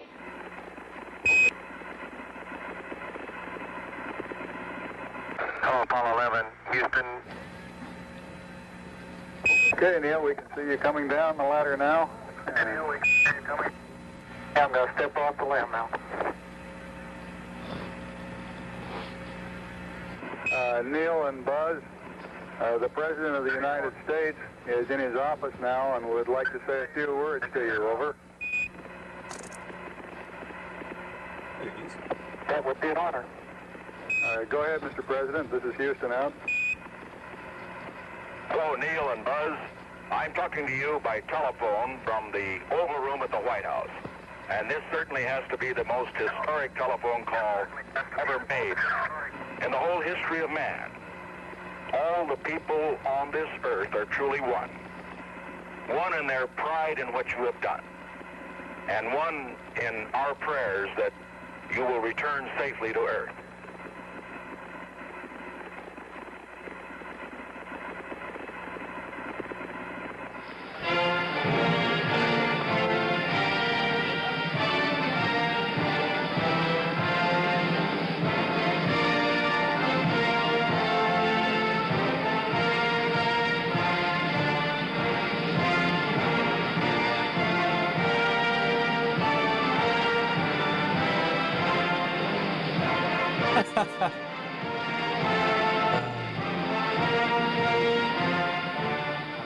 Presented by NASA, the National Aeronautics and Space Administration.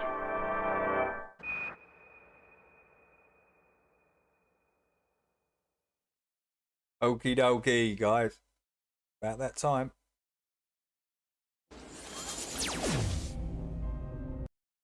Shout out to World Without Curve.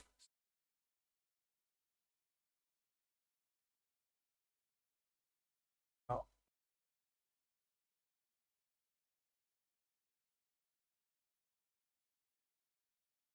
The greatest form of control is where you think you're free when you're being fundamentally manipulated and dictated to.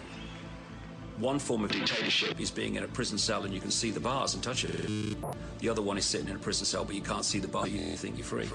What the human race is suffering from is mass hypnosis.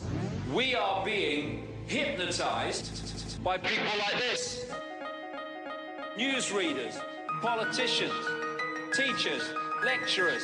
We are in a country and in a world that is being run by unbelievably sick people. The chasm between what we're told is going on and what is really going on is absolutely enormous. It's like we all know what's going down, but no one's saying shit what happened to the home of the brave. These motherfuckers, they controlling us now, and no one's talking about how they made us fight to be slaves. And everybody's just walking around, head in the clouds, and wanna wake up to a dead in the grave. Hey, cheers, Slow. Cheers, Slow, man. Suits. Brian, big shout out to Brian. Dr. E. Post, Salad. We got Scotty Dog, Chills. Jim. Ches.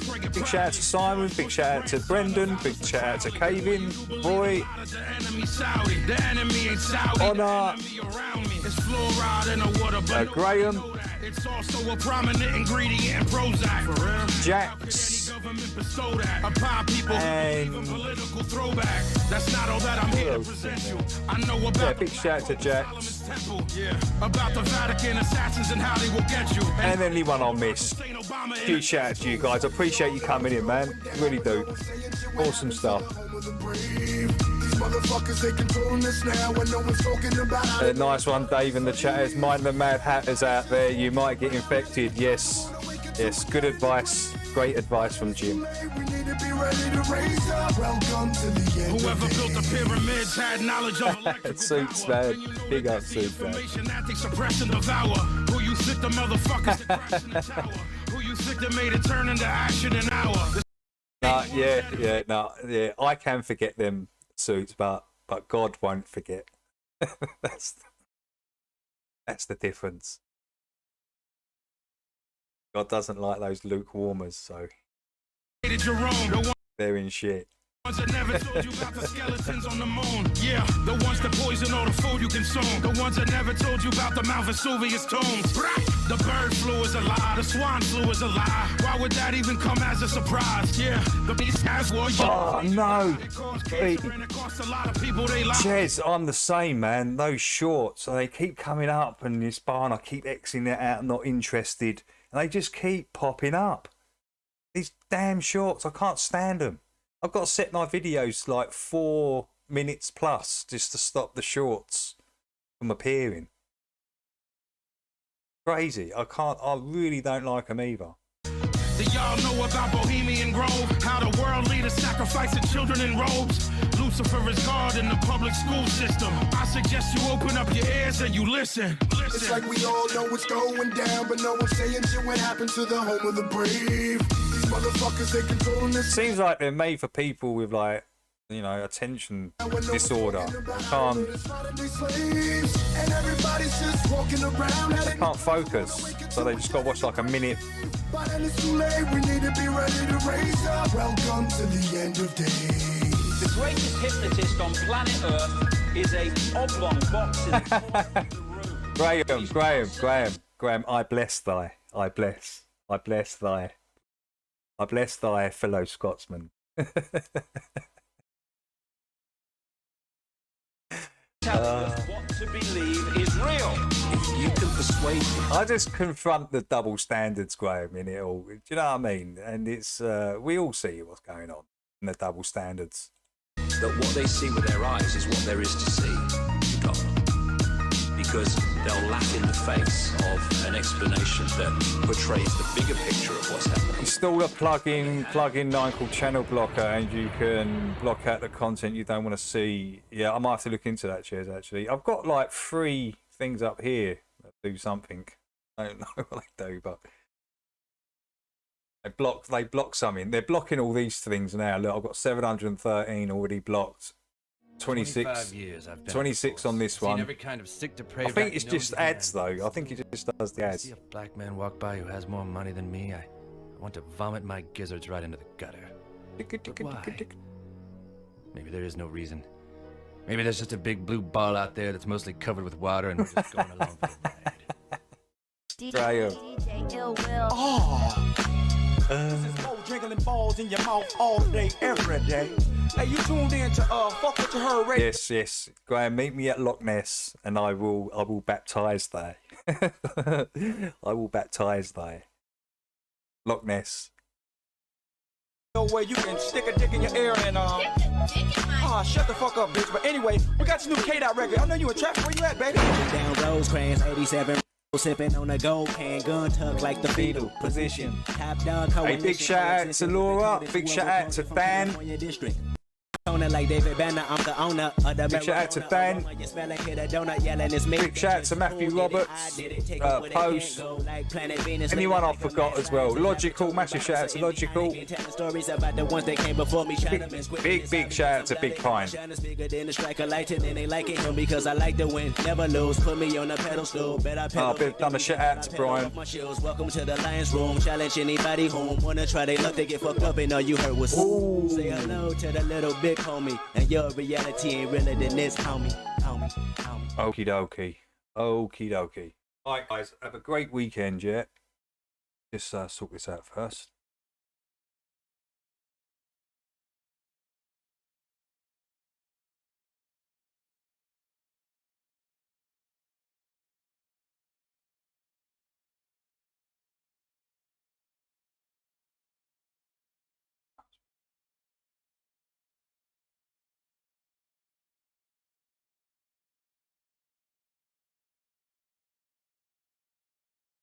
Yes.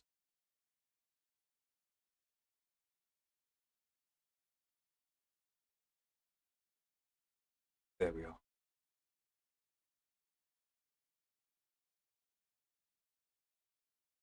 Yeah, appreciate everyone coming in today. I will see you. Have a great weekend. Right, have a great day, and I will see you next Thursday, same time, 9:30 GMT. Till then, take care, everybody. Have a good one.